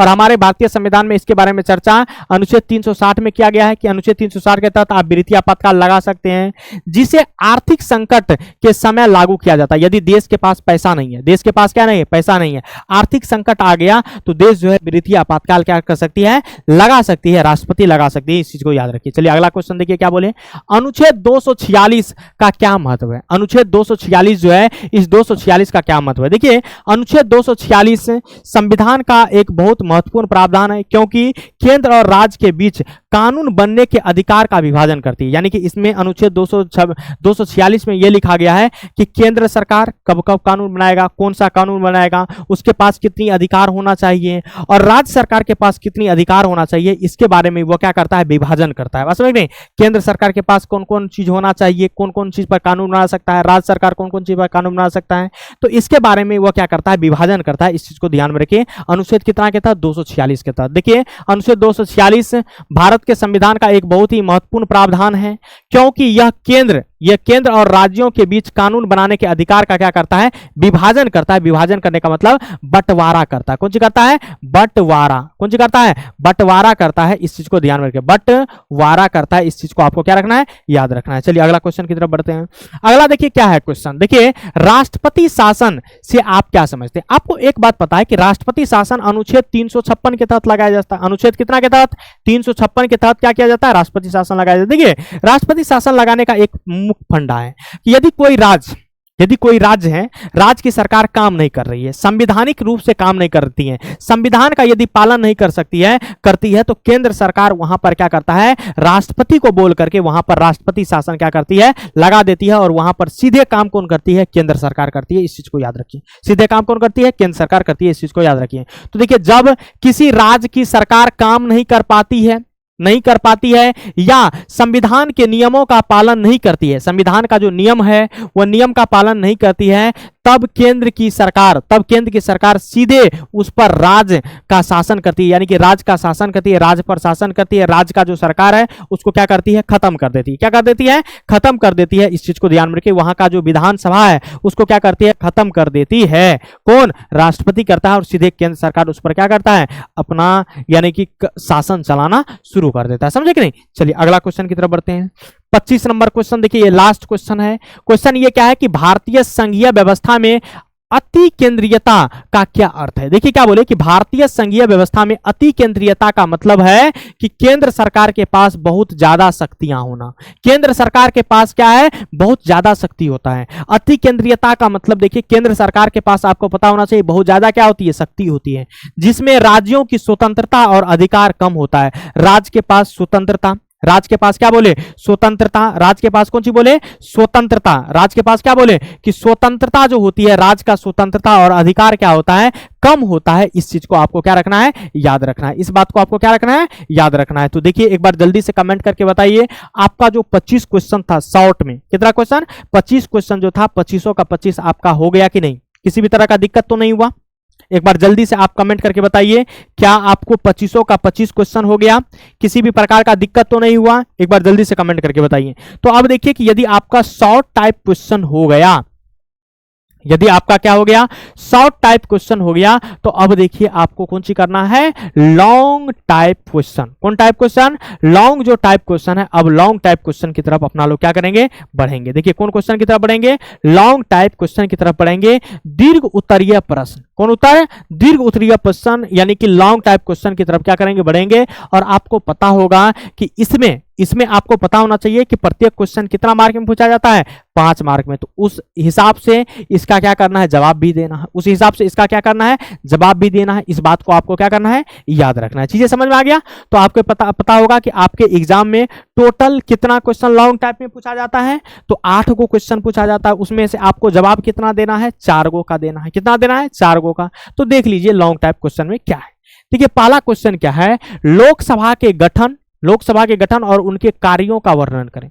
पहली क्वेश्चन देखिए क्या पूछा गया है कि लोकसभा का गठन किस प्रकार से होता है और लोकसभा का क्या क्या काम है, उसके बारे में क्या करना है? अपना लोग को जानना है। इसके बारे में वर्णन करना है। इसके बारे में क्या करना है? वर्णन करना है। इस चीज को याद रखिए। चलिए इसके बारे में वर्णन करते हैं और आपको इसके बारे में पता भी होगा कि देखिए लोकसभा की संरचना का वर्णन संविधान के अनुच्छेद 81 में है। कितना में है? संविधान के अनुच्छेद कितना में? 81 में। आपको पता है लोकसभा के बारे में पता है, चर्चा है, और 80 में जो है राज्यसभा के बारे में चर्चा है। देखिए क्या बोले कि लोकसभा को प्रथम सदन या निम्न सदन कहा जाता है। लोकसभा को प्रथम सदन या निम्न सदन कहा जाता है। और देखिए यह एक अस्थाई सदन है। यह एक क्या है? अस्थाई सदन है। आपको पता है कि लोकसभा को भंग भी किया जा सकता है। किसके कहने पर? यानी कि आपको पता होगा कि यदि प्रधानमंत्री और उसके मंत्रिपरिषद कह देगा कि लोकसभा को भंग किया जाए तो भंग हो जाएगा। देखिए लोकसभा के गठन 5 वर्ष के लिए होता है, राष्ट्रपति के द्वारा किया जाता है। लोकसभा का गठन कितने साल के लिए होता है? 5 साल के लिए। और कौन करता है? राष्ट्रपति करता है। देखिए लोकसभा के सदस्य का चुनाव प्रत्यक्ष रूप से जनता के द्वारा होता है। लोकसभा में जितने भी सदस्य चुने जाते हैं वह डायरेक्ट रूप से, कौन रूप से? डायरेक्ट रूप से जनता उनको चुन करके क्या करती है? भेजती है। लोकसभा जनता का प्रतिनिधित्व करता है। लोकसभा देखिए किसका प्रतिनिधित्व करता है? जनता का प्रतिनिधित्व। किसका करता है? जनता का। आपको पता है कि राज्यसभा राज्यों का प्रतिनिधित्व करता है, लोकसभा जनता का प्रतिनिधित्व करता है। देखिए लोकसभा में सदस्यों की अधिकतम संख्या 550 हो सकती है। कितना हो सकता है? 550 हो सकता है। परंतु वर्तमान में आपको पता है 243 सदस्य हैं। कितना सदस्य है? 243। प्रधानमंत्री लोकसभा के बहुमत दल के क्या होते हैं? नेता होते हैं। लोकसभा में जो बहुमत दल होता है, उस बहुमत दल के जो नेता होता है वह क्या बनता है? प्रधानमंत्री बनता है। इस चीज को याद रखिए। इस चीज को क्या करना है? याद रखना। अगला देखिए लोकसभा का क्या कार्य है, उसका क्या शक्ति है, उसके बारे में थोड़ा सा क्या करते हैं? जान लेते हैं। चलिए देखते हैं लोकसभा की शक्ति यानी कि कार्य के बारे में देख लेते हैं। धन विधेयक और समान विधेयक को प्रस्तुत या पारित करना। देखिए धन विधेयक और समान विधेयक, कोई भी विधेयक होगा तो उसको प्रस्तुत और पारित करना लोकसभा का काम है। राष्ट्रपति एवं उपराष्ट्रपति के चुनाव में भाग लेता है। राष्ट्रपति का यदि चुनाव होगा, उपराष्ट्रपति का चुनाव होगा तो लोकसभा के सदस्य उसमें क्या करते हैं? भाग लेते हैं। यही इनका कार्य है, ये सब काम है, शक्ति है ये सब। सर्वोच्च न्यायालय तथा उच्च न्यायालय के न्यायाधीशों को हटाने का प्रस्ताव पारित हो सकता है। यदि सर्वोच्च न्यायालय और उच्च न्यायालय के न्यायाधीश को हटाना है तो प्रस्ताव यहीं से क्या होगा? पारित होगा। संविधान में संशोधन का प्रस्ताव ला सकता है। संविधान में यदि संशोधन करना है तो लोकसभा से पारित करवा सकते हैं आप, कोई दिक्कत नहीं है। संघ सूची के विषय में लोकसभा कानून का निर्माण कर सकता है। संघ सूची के विषय में लोकसभा जो है कानून का निर्माण कर सकती है। ये बात है, सही है। लोकसभा प्रश्न पूछकर पूरक और अविश्वास प्रस्ताव लाकर कार्यपालिका पर नियंत्रण रखता है। ये भी बातें सही हैं। उसका देखिए क्या बोले कि धन विधेयक के संबंध में लोकसभा अधिक शक्तिशाली होता है। धन विधेयक के संबंध में आपको बताया कि धन विधेयक के संबंध में लोकसभा क्या होता है? अधिक शक्तिशाली होता है। राज्यसभा के पास उतना ज्यादा शक्ति नहीं होती है। कौन सी में? धन विधेयक में। इस चीज को आपको याद रखना है। बताइए ये सब क्वेश्चन का आप लोग जवाब दिए कि नहीं? एक बार जल्दी से कमेंट करके बताइए कितना इजी क्वेश्चन है 11th क्लास का। एक बार जल्दी से कमेंट करके बताइए। विधायिका चैप्टर में आपको बताए होंगे, विधायिका जब चैप्टर 11th का पढ़ाए हैं तो यहां पर इसके बारे में पूरा बढ़िया से हम डिटेल से बताएं। चलिए अगला क्वेश्चन देखिए क्या है। राष्ट्रपति के आपातकालीन शक्ति का वर्णन करें। राष्ट्रपति का जो आपातकालीन शक्ति है उसका वर्णन करें। आपको पता है कि राष्ट्रपति जो है ना, राष्ट्र जो पति है, 3 प्रकार का आपातकाल लगा सकते हैं। अपना देश में कितने प्रकार का? 3 प्रकार का आपातकाल लगा सकते हैं। आपको पता है एक राष्ट्रीय आपातकाल लगा सकते हैं, वो राष्ट्रीय आपातकाल, देखिए क्या बोले, राष्ट्रीय आपातकाल लगा सकते हैं। उसका देखिए राष्ट्रपति शासन लगा सकते हैं। क्या कर सकते हैं? राष्ट्रपति शासन लगा सकते हैं। और आपको पता है वित्तीय आपातकाल लगा सकते हैं। कौन आपातकाल लगा सकते हैं? वित्तीय आपातकाल लगा सकते हैं। 352 के तहत इसको लगाते हैं, इसको 356 और इसको 360 के तहत क्या करते हैं? लगाते हैं। आप लोग को पता होगा। तो देखिए क्या बोले कि राष्ट्रीय आपातकाल अनुच्छेद जो 352 है, अनुच्छेद 352, ये राष्ट्रीय आपातकाल राष्ट्रपति कैसे लगाता है एक बात ध्यान में रखिए। देखिए क्या बोले कि जब देश में सुरक्षा पर युद्ध हो जाए या बाहरी आक्रमण या सशक्त शस्त्र के साथ यदि विद्रोह का खतरा होता है तो उस समय राष्ट्रपति क्या कर सकता है, आपातकाल लगा सकता है। कौन आपातकाल, राष्ट्रीय आपातकाल लगा सकता है। राष्ट्रपति राष्ट्रीय आपातकाल घोषित करता है, राष्ट्रपति ही राष्ट्रीय आपातकाल को क्या करता है, घोषित करता है। इस चीज को याद रखिए। उसका देखिए क्या बोले, इस स्थिति में संसद का कार्यकाल बढ़ाया जा सकता है। यदि राष्ट्रीय आपातकाल लगता है तो संसद के जो कार्यकाल होता है वह क्या होता है, बढ़ाया जा सकता है, कोई दिक्कत नहीं है। उसका देखिए क्या बोले कि मौलिक अधिकार निलंबित हो जाती है, मौलिक अधिकार आपका खत्म हो जाएगा। जब आपका राष्ट्रीय आपातकाल लगेगा तो आपका जो मौलिक अधिकार है वो मौलिक अधिकार क्या होगा, खत्म हो जाएगा। केंद्र सरकार की शक्तियां राज्य पर भी लागू हो जाती है, यानी कि देखिए, यानी कि राष्ट्रीय आपातकाल लगेगा तो केंद्र सरकार की शक्ति किस पर लागू हो जाएगा, राज्य सरकार पर। राज्य सरकार खत्म, राज्य सरकार क्या हो जाएगा, राज्य सरकार का यानी कि कानून लागू नहीं होगा, किसका लागू होगा, केंद्र सरकार का लागू होगा। इस बात को आपको क्या करना है, याद रखना है। दूसरी देखिए, दूसरा आपातकाल कौन है, राज्य आपातकाल, या इसी को राष्ट्रपति शासन भी कह सकते हैं। राज्य आपातकाल भी कह सकते हैं या इसी को राष्ट्रपति शासन कह सकते हैं। अनुच्छेद कितना के तहत लगता है, 356 के तहत। आपको पता है अनुच्छेद कितना के तहत लगता है, 356 के तहत। बताइए कैसे लगता है, जब किसी राज्य में सरकार संविधान के अनुसार काम नहीं कर पाती है। यदि सरकार कोई राज्य में संविधान के अनुसार काम नहीं कर पाती है तो उस राज्य में राष्ट्रपति शासन लगाया जाता है। उस राज्य में क्या लगाया जाता है, राष्ट्रपति शासन। आपको पता है कि राज्य का विधानसभा निलंबित या भंग हो सकती है। यदि राष्ट्रपति शासन लग जाएगा तो वहां का जो विधानसभा है वो भंग हो जाएगा, खत्म हो सकता है, बस में नहीं, खत्म हो सकता है। उसका देखिए, राज्य सरकार की जगह केंद्र सरकार का नियंत्रण हो जाता है। उस राज्य में राज्य सरकार का जगह पे किसका नियंत्रण हो जाता है, केंद्र सरकार का नियंत्रण हो जाता है, राज्य सरकार खत्म हो जाती है। इस चीज को याद रखिए। चलिए अगला क्वेश्चन की तरफ बढ़ते हैं। अगला देखिए क्या है, वित्तीय आपातकाल। ये अनुच्छेद कितना के तहत लगता है, 360 के तहत। वित्तीय आपातकाल अनुच्छेद कितना के तहत लगता है, 360 के तहत लगता है। आपको पता है कि जब देखिए, जब देश की आर्थिक स्थिति गंभीर संकट में है, यानी कि आर्थिक स्थिति, यदि देश के पास पैसा नहीं है तो उस केस में जो है राष्ट्रपति वित्तीय आपातकाल की घोषणा करती है। राष्ट्रपति वित्तीय आपातकाल की घोषणा कर सकता है, बस नहीं, घोषणा कर सकता है। और इस स्थिति में देखिए, सभी सरकारी कर्मचारी का वेतन घटाया जाता है। जितने भी, यदि वित्तीय आपातकाल लगाया जाएगा तो जितने भी सरकारी कर्मचारी हैं सभी का वेतन क्या किया जाता है, घटाया जाता है। इस बात को आपको क्या रखना है, याद रखना है। और देखिए, देश की जनता से भी आह्वान किया जाता है कि देश के पास पैसा नहीं है, आप क्या कीजिए, मदद कीजिए। आप क्या कीजिए, मदद कीजिए। देश के नाम क्या कीजिए, मदद कीजिए। इस चीज को याद रखिए। चलिए अगला क्वेश्चन की तरफ बढ़ते हैं। अगला क्वेश्चन देखिए क्या है, भारतीय राजनीतिक व्यवस्था की प्रमुख विशेषताओं का वर्णन करें। भारतीय जो राजनीतिक व्यवस्था है इसकी प्रमुख विशेषताओं का वर्णन करें। तो भारतीय राजनीतिक व्यवस्था की प्रमुख विशेषता क्या है, निम्न है। पहला विशेषता देखिए क्या है, आपको पता है, संसदीय प्रणाली। पहला विशेषता क्या है, संसदीय प्रणाली। भारत में संसद के माध्यम से शासन होता है। आपको पता है कि भारत में संसद के माध्यम से क्या होता है, सांसद होता है। प्रधानमंत्री और उनके मंत्री परिषद संसद के प्रति क्या होता है, जिम्मेदार होता है। संसद के प्रति जिम्मेदार, लोकसभा के प्रति जो जिम्मेदार होता है वह आपको प्रधानमंत्री और उसके मंत्रिमंडल के क्या होते हैं, लोग होते हैं। दूसरी बात देखिए क्या बोले, लोकतांत्रिक व्यवस्था। कौन तांत्रिक व्यवस्था, लोकतांत्रिक व्यवस्था। जनता अपने प्रतिनिधि को चुनाव के माध्यम से क्या करती है, चुनती है। यानी कि जनता अपने रिप्रेजेंटेटिव, अपने प्रतिनिधि को चुनाव के माध्यम से क्या करती है, चुनती है। इसका मतलब क्या है, लोकतांत्रिक व्यवस्था है। संवैधानिक शासन। कौन शासन, संवैधानिक शासन। आपको पता है कि भारत में शासन संविधान के अनुसार चलती है।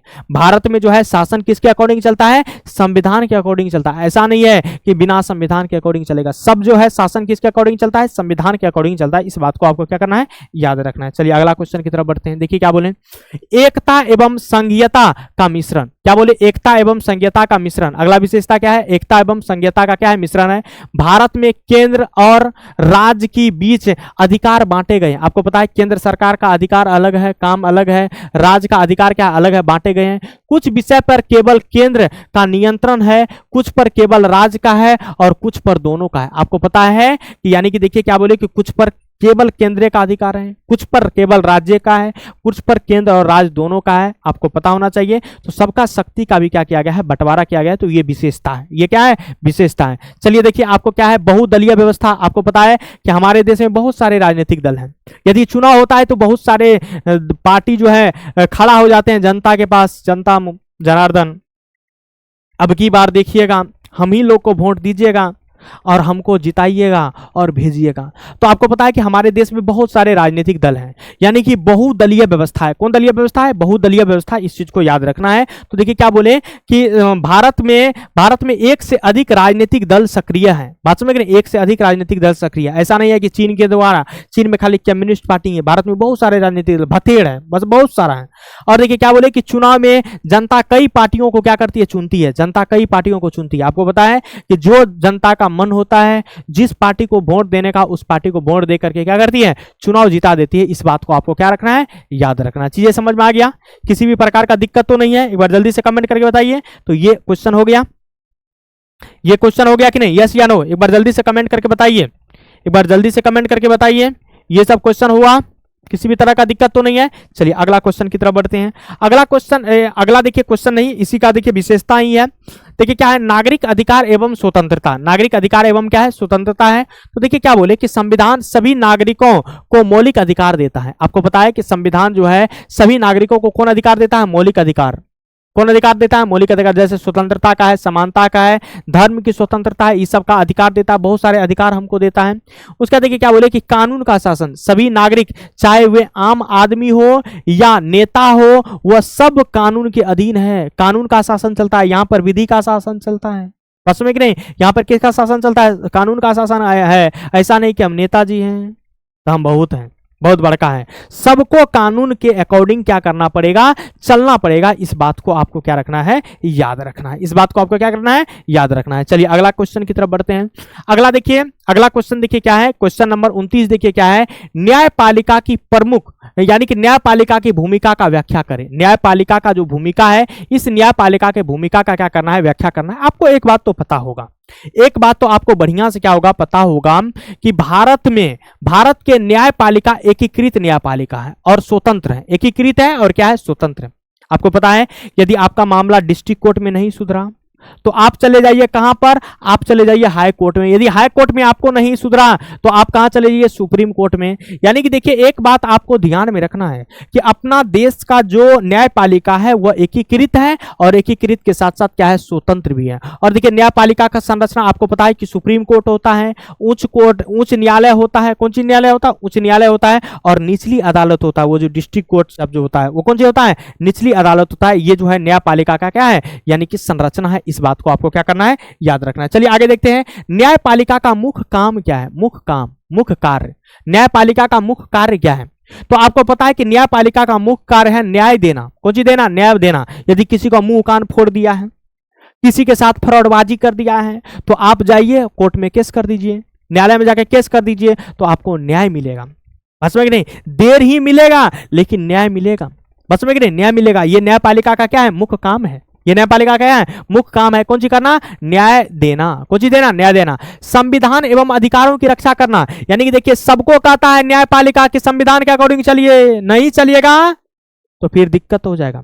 तब हम क्या कर देंगे? आपको दिक्कत कर देंगे। समझे कि नहीं? तो एक बात आपको ध्यान में रखना है कि न्यायपालिका काम क्या है? कि संविधान और नागरिक का जो अधिकार मिला हुआ है ना, उस अधिकार का कौन सी करना? रक्षा करना। रक्षक है ये कौन चीज है? रक्षक है। इस चीज को ध्यान में रखें। यानी कि देखिए, यानी कि संविधान का और लोक का जो अधिकार मिला हुआ है, उस अधिकार का क्या है? रक्षक है। उस अधिकार का क्या है? रक्षक है, यानी कि रक्षा करता है। इस चीज को याद रखिए। उसके बाद देखिए क्या बोले?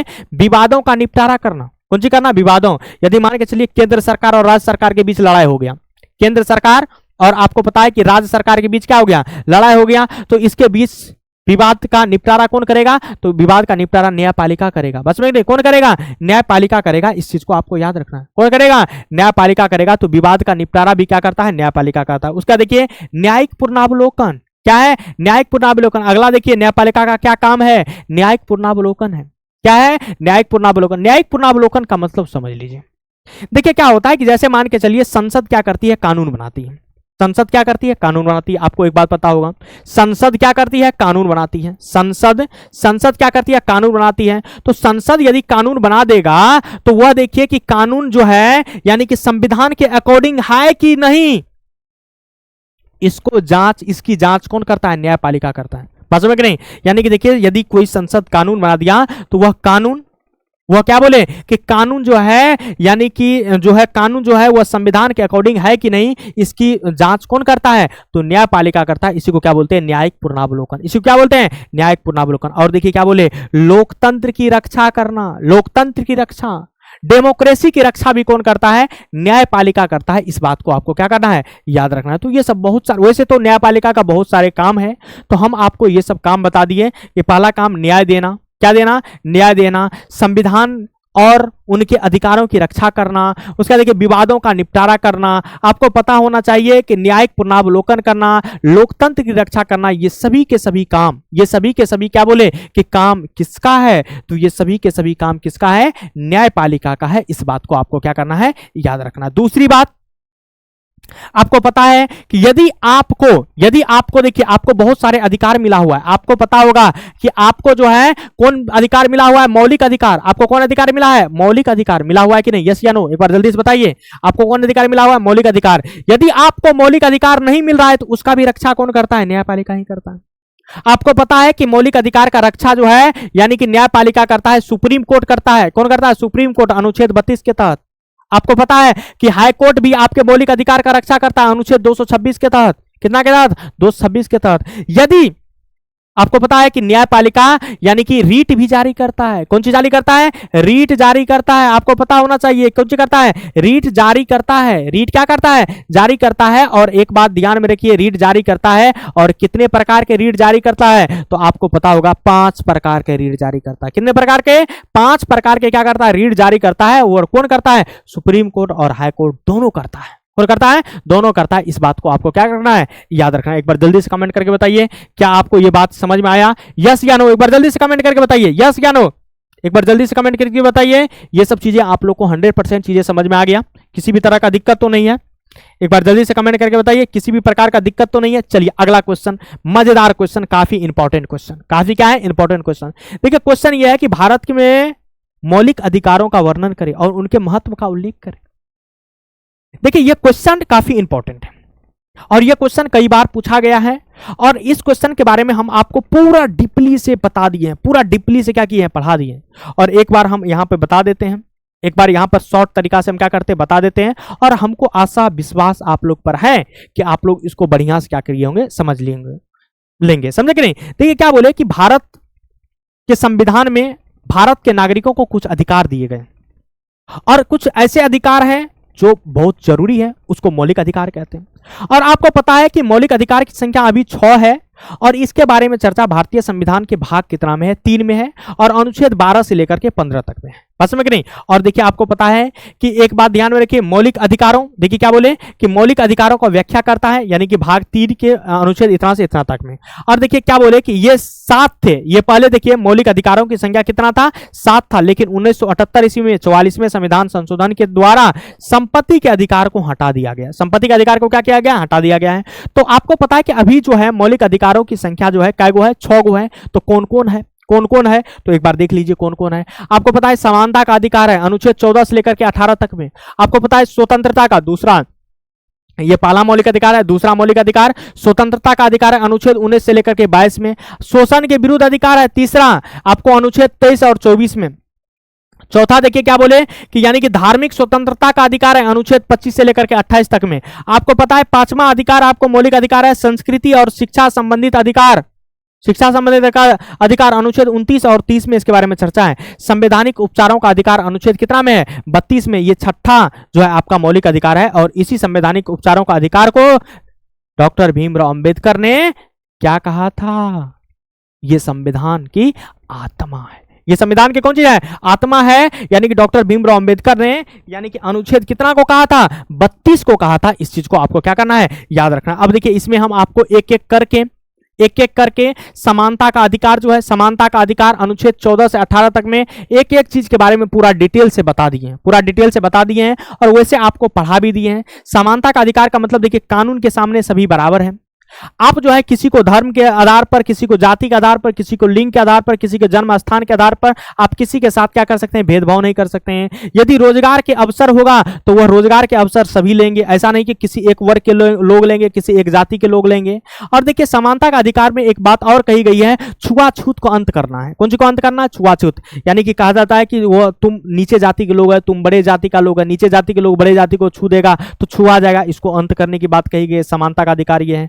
और इसके बाद और ये बात कहा गया है, उपाधियों का अंत करने की बात कही गई है। तो समानता के अधिकार में ये सब बातें कही गई है, इस चीज को याद रखिए। चलिए आगे देखते हैं। स्वतंत्रता का अधिकार, स्वतंत्रता का अधिकार अनुच्छेद 1922 तक में चर्चा है। आपको पता है कि आपको भाषण देने का अधिकार है, अभी आपको अभिव्यक्ति की स्वतंत्रता है, आपको कहीं भी सभा करने की स्वतंत्रता है, आपको जो है संगठन बनाने की स्वतंत्रता है, आपको भारत में कहीं भी जाने की स्वतंत्रता है, आपको कहीं भी रहने की स्वतंत्रता है। आपको पता है कि कोई भी व्यापार, कोई भी पैसा आप चुन सकते हैं। आपको पता है कि आपको देखिए कि अपराधों के दोष सिद्धि के संबंध में संरक्षण मिला हुआ है। जीवन की रक्षा एवं दैहिक स्वतंत्रता का अधिकार है। आपको शिक्षा का अधिकार है, आप पढ़ सकते हैं। अभियुक्त और सजा पाए लोगों का क्या है? अधिकार है। तो ये सब देखिए, ये सब सभी जो है आपको स्वतंत्रता का कौन सी अधिकार है, इसके बारे में चर्चा अनुच्छेद 19 से 22 तक में किया गया है। सभी अधिकार आपको बताएं। शोषण के विरुद्ध अधिकार अनुच्छेद 23 और 24 में है। देखिए क्या बोले, संविधान के अनुसार अनुच्छेद 14, संविधान के अनुसार 14 वर्ष से कम उम्र के बच्चे को किसी भी कारखाना, खदान या अन्य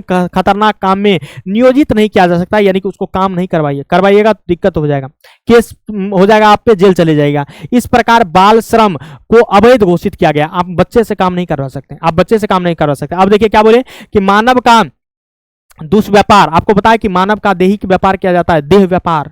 इस देह व्यापार को बंद करना और बंधुआ मजदूरी पर रोक लगाने की बात कही गई है। बंधुआ मजदूरी, आप ऐसा नहीं है कि आप 200 टका दे रहे हैं और बापों को खटवा रहे हैं और सबको खटवा रहे हैं, सब दिन वही खटवा रहे हैं, ऐसा नहीं होगा। बंधुआ मजदूरी आप नहीं करवा सकते हैं। जोखिम वाले कामों को बच्चे से मजदूरी को दूर रखा जाता है। बस समझ रहे, जोखिम वाले काम आप जो है बच्चे को नहीं दिया जाए। बस समझ रहे, बच्चे को क्या किया जाए? नहीं दिया जाए। इस चीज को याद रखिए, इस सब स्वतंत्रता मिला हुआ है। धार्मिक स्वतंत्रता का अधिकार है अनुच्छेद कितना, यानी कि 25 से 28 तक में, 25 से कितना, 28 तक में। अब देखिए क्या बोले, आस्था और प्रार्थना की आजादी, धार्मिक मामले में प्रबंध करने की आजादी है।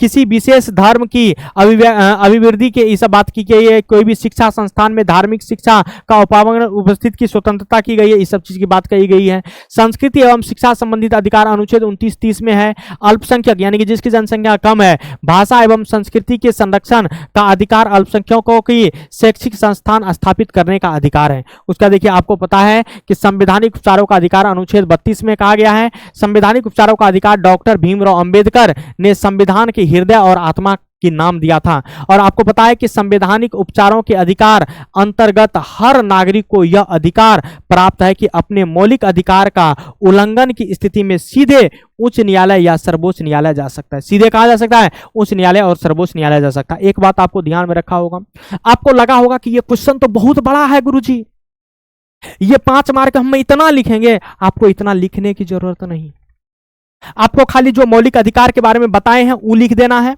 और मौलिक अधिकार कितने प्रकार के होते हैं? 5 प्रकार के होते हैं, उसको अनुच्छेद के साथ लिख देना है, बस उतना ही लिख देना है। आपको ज्यादा डिटेल्स से बताने के लिए हम ये सब किए हैं, समझे कि नहीं? आपको इतना ज्यादा नहीं लिखना है, इतना लिखिएगा तो बस कॉपी खत्म हो जाएगा, समझे कि नहीं? इतना ज्यादा आपको लिखने की जरूरत नहीं है। इस बात को आपको ध्यान में क्या करना है, रखना है। बस में थोड़ा थोड़ा इसके बारे में क्या करना है, लिख देना है। थोड़ा थोड़ा इसके बारे में क्या करना है, लिख देना है, ज्यादा लिखने की जरूरत नहीं है। चलिए अगला क्वेश्चन की तरफ बढ़ते हैं। अगला क्वेश्चन देखिए क्या है, राज्यपाल के अधिकारों और कर्तव्यों का वर्णन करें। राज्यपाल का क्या अधिकार है, राज्यपाल का क्या अधिकार है और राज्यपाल का क्या कर्तव्य है, इसके बारे में क्या करते हैं, जानते हैं। अब देखिए आपको पता है कि राज्यपाल जो होता है, राज्यपाल जो होता है वह, उसको नियुक्त कौन करता है? राष्ट्रपति करता है। राष्ट्रपति जो है प्रत्येक राज्य में जो है अपना आदमी को भेजता है और उसका नाम क्या है? राज्यपाल। उसका नाम क्या है? राज्यपाल। तो अब देखिए राज्यपाल के पास क्या अधिकार है और राज्यपाल का क्या कर्तव्य है, उसके बारे में क्या करना है, वर्णन करना है। तो देखिए पहली बात, राज्यपाल का निम्न अधिकार है। पहला देखिए कार्यपालिका संबंधित अधिकार है। राज्यपाल का पहला अधिकार कौन चीज है? कार्यपालिका संबंधित अधिकार है। देखिए क्या है, राज्यपाल राज्य की कार्यकारी प्रमुख होता है। कार्यकारी क्या होता है? प्रमुख होता है। एक बात ध्यान में रखिए, जिस प्रकार से देश में कौन होता है? राष्ट्रपति होता है, उसी प्रकार से राज्य में क्या होता है? राज्यपाल होता है। देखिए मुख्यमंत्री और मंत्री परिषद की नियुक्ति करता है। मुख्यमंत्री को नियुक्त करता है और उनके मंत्री परिषद को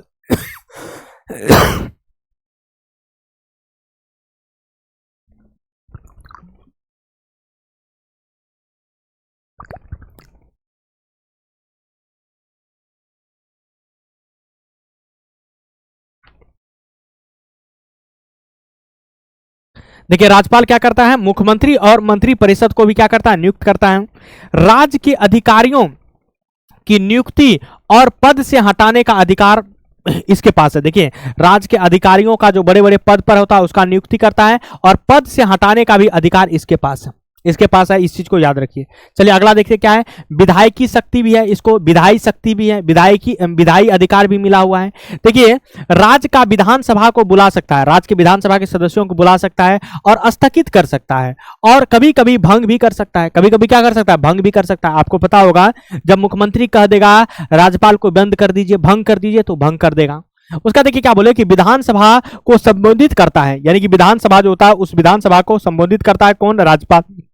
किसी विधेयक को मंजूरी देता है, कोई भी यदि विधेयक होगा, बिल आएगा तो बिल को क्या करता है, मंजूरी देता है। अध्यादेश जारी कर सकता है और विधानसभा सत्र न हो, यदि विधानसभा सत्र नहीं चलता है तो जिस प्रकार से राष्ट्रपति अध्यादेश जारी करता है ठीक उसी प्रकार से राज्यपाल भी क्या करता है, अध्यादेश जारी करता है। ठीक उसी प्रकार से राज्यपाल भी क्या करता है, अध्यादेश जारी करता है। इस बात को आपको क्या करना है, याद रखना है। इस बात को आपको क्या करना है, याद रखना है। समझे कि नहीं। चलिए अगला देखिए क्या है, न्यायिक अधिकार। इसके पास देखिए राज्यपाल के पास न्यायिक अधिकार भी है, न्यायिक क्या है, अधिकार भी है।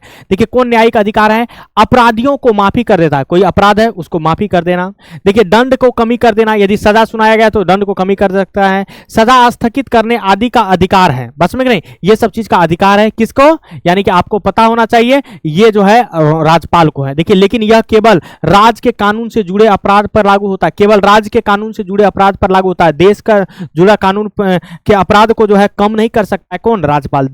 राज्य के कानून से जुड़े अपराध को क्या कर सकता है, कम कर सकता है। इस चीज को याद रखिए। उसका देखिए वित्तीय अधिकार भी है। कौन अधिकार है, वित्तीय। चौथा कौन अधिकार है, राज्यपाल को वित्तीय अधिकार है। कौन अधिकार है, राज्य की बजट विधानसभा में प्रस्तुत करता है। राज्य का जो बजट है वह विधानसभा में क्या करता है, प्रस्तुत करता है। कौन, आपको पता होना चाहिए ये राज्यपाल करता है। इस चीज को याद रखिए। अब देखिए राज्यपाल की कर्तव्य के बारे में जान लेते हैं। राज्यपाल का कर्तव्य क्या है।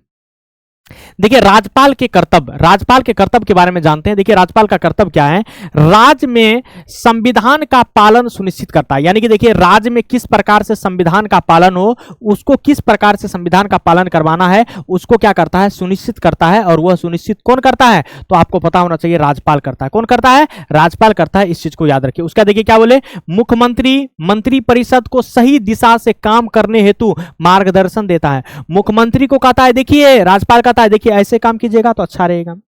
मंत्री उसके मंत्री परिषद को कहता है कि सही दिशा में काम करने का क्या करता है, मार्गदर्शन देता है कि आप इस प्रकार से काम कीजिए, अच्छा होगा राज्य के लिए, क्या होगा, अच्छा होगा। इस चीज को याद रखिए। उसका देखिए क्या बोले कि विधानसभा को संबोधित कर राज्य सरकार की नीति और योजना को बताता है। यानी कि देखिए विधानसभा में संबोधित करता है राज्यपाल, विधानसभा को क्या करता है, संबोधित करता है। और देखिए क्या बोले कि राज्य सरकार की नीति और देखिए क्या बोले कि योजना को बनाती है। राज्य सरकार की नीति और क्या बोले कि उसका जो योजना है वह योजना को क्या करती है, बनाती है। इस चीज को याद रखिए। उसका देखिए क्या बोले कि राष्ट्रपति को राज्य की स्थिति की जानकारी देता है। बात समझ रहे हैं, राष्ट्रपति यानी कि देखिए इसका अगला कर्तव्य क्या है कि यानी कि उस राज्य में क्या स्थिति है, उस राज्य का क्या स्थिति है, इसकी जानकारी राज्यपाल किसको देता है, राष्ट्रपति को देता है। किसको देता है, राष्ट्रपति को देता है। इस चीज को याद रखिए। अब देखिए क्या बोले, राज्य की जनता और केंद्र सरकार के बीच का सेतु का काम करता है। कौन सी का काम करता है, सेतु का मतलब देखिए पुल का काम करता है। राज्यपाल कौन सी का काम करता है, पुल का काम करता है। इस चीज को आपको क्या करना है, याद रखना है। समझे कि नहीं। यानी कि देखिए राज्य की जनता और केंद्र सरकार के बीच क्या बोले कि सेतु यानी कि पुल का काम करता है कौन, राज्यपाल करता है। तो आपको ये बता दिए यानी कि राज्यपाल का क्या वो अधिकार है, क्या क्या कर सकता है, कौन कौन शक्ति इसके पास है। और देखिए राज्यपाल का क्या कर्तव्य है, आपको ये बात पता चला कि नहीं, यस या नो। एक बार जल्दी से कमेंट करके बताइए, एक बार जल्दी से कमेंट करके बताइए क्या आपको ये सब क्वेश्चन का जवाब मिल गया। एक बार जल्दी से कमेंट करके बताइए क्या आप लोग का ये क्वेश्चन का जवाब मिल गया, किसी भी तरह का दिक्कत तो नहीं है। एक बार जल्दी से कमेंट करके बताइए। चलिए अगला क्वेश्चन की तरफ बढ़ते हैं अपना लोग। अगला क्वेश्चन देखिए क्या है, 32 नंबर। अगला क्वेश्चन देखिए 32 नंबर। 32 नंबर क्वेश्चन काफी इजी है। 32 नंबर क्वेश्चन काफी क्या है, इजी है, देख लीजिए। क्या है, राज्यसभा की विधायी शक्तियां का वर्णन करें। पहले देखिए राज्यसभा के बारे में जान लिया जाए। आप लोग तो वैसे बहुत सारी चीजें इसके बारे में जानते हैं।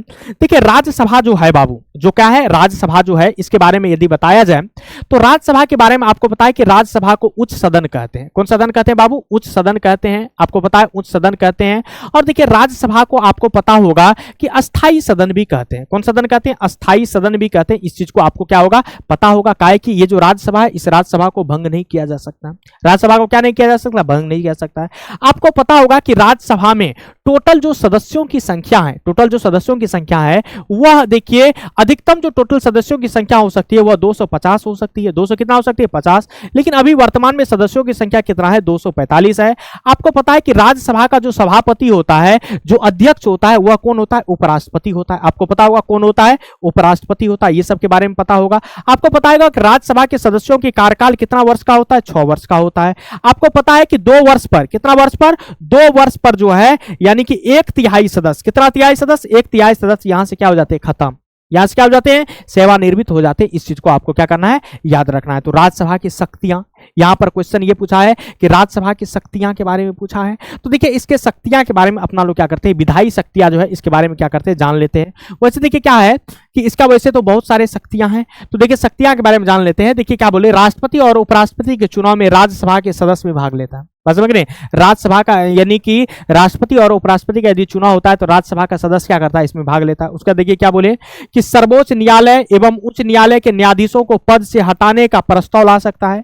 सर्वोच्च न्यायालय और न्यायालय को यदि हटाना है, यदि क्या करना है, हटाना है, तो उसको हटाने के लिए प्रस्ताव क्या कर सकता है, ला सकता है। और देखिए क्या बोले कि राज्यसभा राष्ट्रहित के राज्य सूची के विषय पर, कौन सूची के? राज्य विषय, यानी कि राज्य सूची के विषय पर कानून बनाने का अधिकार को देता है। आपको पता है कि राज्यसभा राष्ट्र के हित में, अपने देश के हित में राज्य सूची में कानून बनाने का अधिकार क्या कर सकता है, केंद्र सरकार को दे सकता है। कोई दिक्कत नहीं है, देता है। उसका देखिए क्या बोले कि राज्यसभा संविधान में संशोधन करने का प्रस्ताव ला सकता है। राज्यसभा भी संविधान में संशोधन करने का प्रस्ताव क्या कर सकता है, ला सकता है। इसका ये सब शक्ति है, इसका ये पावर है। उसका देखिए क्या बोले, उपराष्ट्रपति को हटाने का प्रस्ताव केवल राज्यसभा में ही लाया जा सकता है। यदि उपराष्ट्रपति को हटाना है तो उसको हटाने का प्रस्ताव केवल कहां से आता है, राज्यसभा से आता है। कौन सभा से आता है, राज्यसभा से आता है। इस चीज को याद रखिए। उसके बाद देखिए क्या बोले कि देखिए धन विधेयक के संबंध में राज्यसभा का केवल सिफारिश अधिकार है। केवल क्या है, सिफारिश, नाम मात्र का है। देखिए धन विधेयक को राज्यसभा अपने पास 14 दिन तक विचार के लिए रख सकता है। केवल कितना दिन तक, 14 दिन, ज्यादा कहेगा तो नहीं रख सकता है। बस में कि नहीं। और देखिए क्या बोले कि धन विधेयक के संबंध में लोकसभा को अधिक शक्तिशाली है। लोकसभा क्या है, अधिक शक्तिशाली है। इस चीज को आपको क्या करना है, याद रखना। उसके बाद देखिए और क्या शक्ति है, और देखिए क्या बोले राज्यसभा को विशेष शक्तियां प्राप्त हैं। राज्यसभा को कौन चीज है, विशेष शक्तियां प्राप्त है। अब देखिए विशेष शक्तियां कौन कौन प्राप्त है, थोड़ा देख लेते हैं। देखिए क्या बोले कि राज्यसभा राज्य के प्रतिनिधित्व करता है। आपको पता है राज्यसभा किसका प्रतिनिधित्व करता है, राज्य का। ये बात तो आपको याद रखना है कि राज्यसभा किसका प्रतिनिधित्व करता है, राज्य का करता है। उसका देखिए क्या बोले, अतः देखिए राज्य के हितों को प्रभावित करने वाले प्रत्येक मुद्दा पर राज्य का सहमति आवश्यक है। एक बात आपको ध्यान में रखना है कि राज्य के हितों का प्रभावित करने वाले प्रत्येक मुद्दा, यदि कोई भी राज्य को प्रभावित करने वाले कोई भी मुद्दा हो तो उसमें राज्य का सहमति क्या है, आवश्यक है। क्या है, आवश्यक है। इस चीज को ध्यान में रखें। उसका देखिए क्या बोले, राज्य सूची के विषय पर राज्यसभा के सहमति से ही संसद कानून बना सकते हैं। यानी कि यदि देखिए राज्य सूची के विषय में यदि कानून बनाना है, केंद्र सरकार को, संसद को बनानी है, तो देखिए राज्यसभा के सहमति से ही क्या कर सकती है, संसद क्या कर सकती है, कानून बना सकती है, अन्यथा कानून नहीं बना सकती है। उसके बाद देखिए क्या बोले कि राज्य सूची के विषय में संघ सूची, देखिए कौन सी, संघ सूची या समवर्ती सूची शामिल करने से पहले राज्यसभा की सहमति क्या है, आवश्यक है। राज्यसभा का क्या है, सहमति कौन चीज है, आवश्यक है। इस बात को आपको ध्यान में क्या करना है, रखना है। तो देखिए आपको टोटल कितना क्वेश्चन, लॉन्ग टाइप क्वेश्चन पूछा जाता है, 8 क्वेश्चन। कितना क्वेश्चन, 8 क्वेश्चन। लेकिन देखिए कि यहां पर क्या क्वेश्चन है, केवल 7 ही क्वेश्चन अभी हम क्या किए हैं, बताए हैं। देखिए केवल कितना क्वेश्चन बताएं, 7 ही क्वेश्चन बताएं। रीजन क्या था कि थोड़ा जो है टाइपिस्ट जो है ना, उसको जो वो है ना, वो नहीं दे पाया 8वां क्वेश्चन, तो वो टाइपिस्ट से थोड़ा मिस्टेक हो गया, जिसकी वजह से हम आपका एक क्वेश्चन नहीं करवा पाए। लेकिन आप देख लीजिए आपका वो भी क्वेश्चन क्या हो जाएगा, बन जाएगा। काफी क्या था, ईजी था। काफी क्या था, इजी था। इस बात को आप समझ लीजिए। देखिए एक बात हम आपको बताते हैं, एक बात काफी इंपॉर्टेंट है और इस बात को आपको बताते हैं।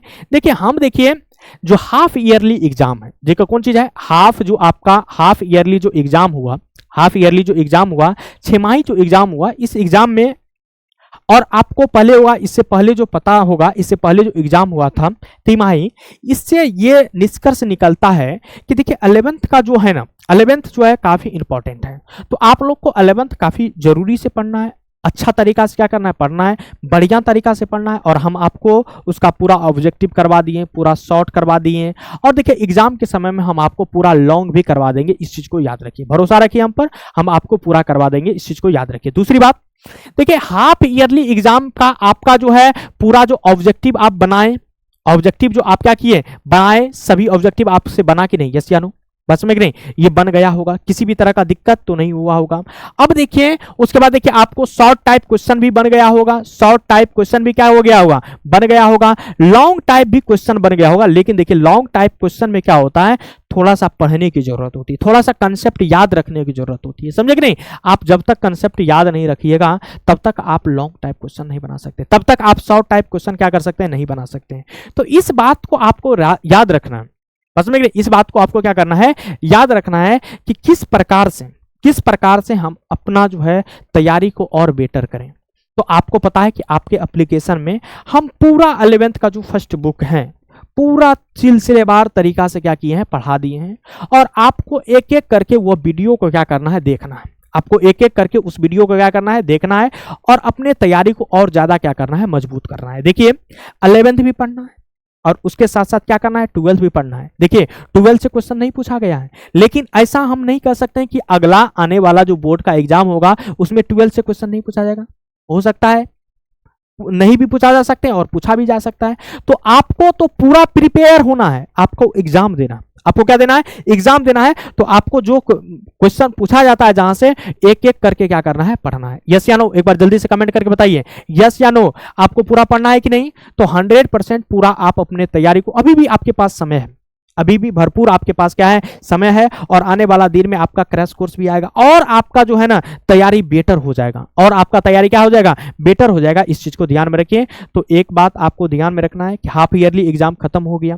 अब देखिए अब आपको तैयारी करने का बारी है, बस में आपको कौन चीज, तैयारी करने का क्या है, बारी है। अब तैयारी करने का क्या है, तैयारी करने का क्या है, बारी है। और पूरा जी जान ले करके, पूरा जी जान लगा दीजिए, कौन सी करने का, तैयारी करने का। और देखिए आपको पता है कि आप यदि टॉप कीजिएगा तभी आपको समाज में इज्जत मिलता है, प्रतिष्ठा मिलता है, बस में कि नहीं। तो देखिए आपको पढ़ना है और पढ़ करके यानी कि अगला बिहार टॉपर आप ही लोग को करना है, अगला डिस्ट्रिक्ट टॉपर आप ही लोग को करना है, बस में कि नहीं। तो इस प्रकार से आपको पढ़ना है कि आप बढ़िया से क्या किए, यानी कि डिस्ट्रिक्ट टॉपर कर सकें, बढ़िया से जो है आप अपनी स्कूल टॉपर हो सके, स्टेट टॉपर में आ सके। तो अच्छा तरीका से क्या करना है, तैयारी करना है, सिलसिलेवार तरीका से क्या करना है, तैयारी करना है। इस बात को आपको ध्यान में क्या करना है, रखा जाना है, समझे कि नहीं। तो चलिए आगे बढ़ते हैं।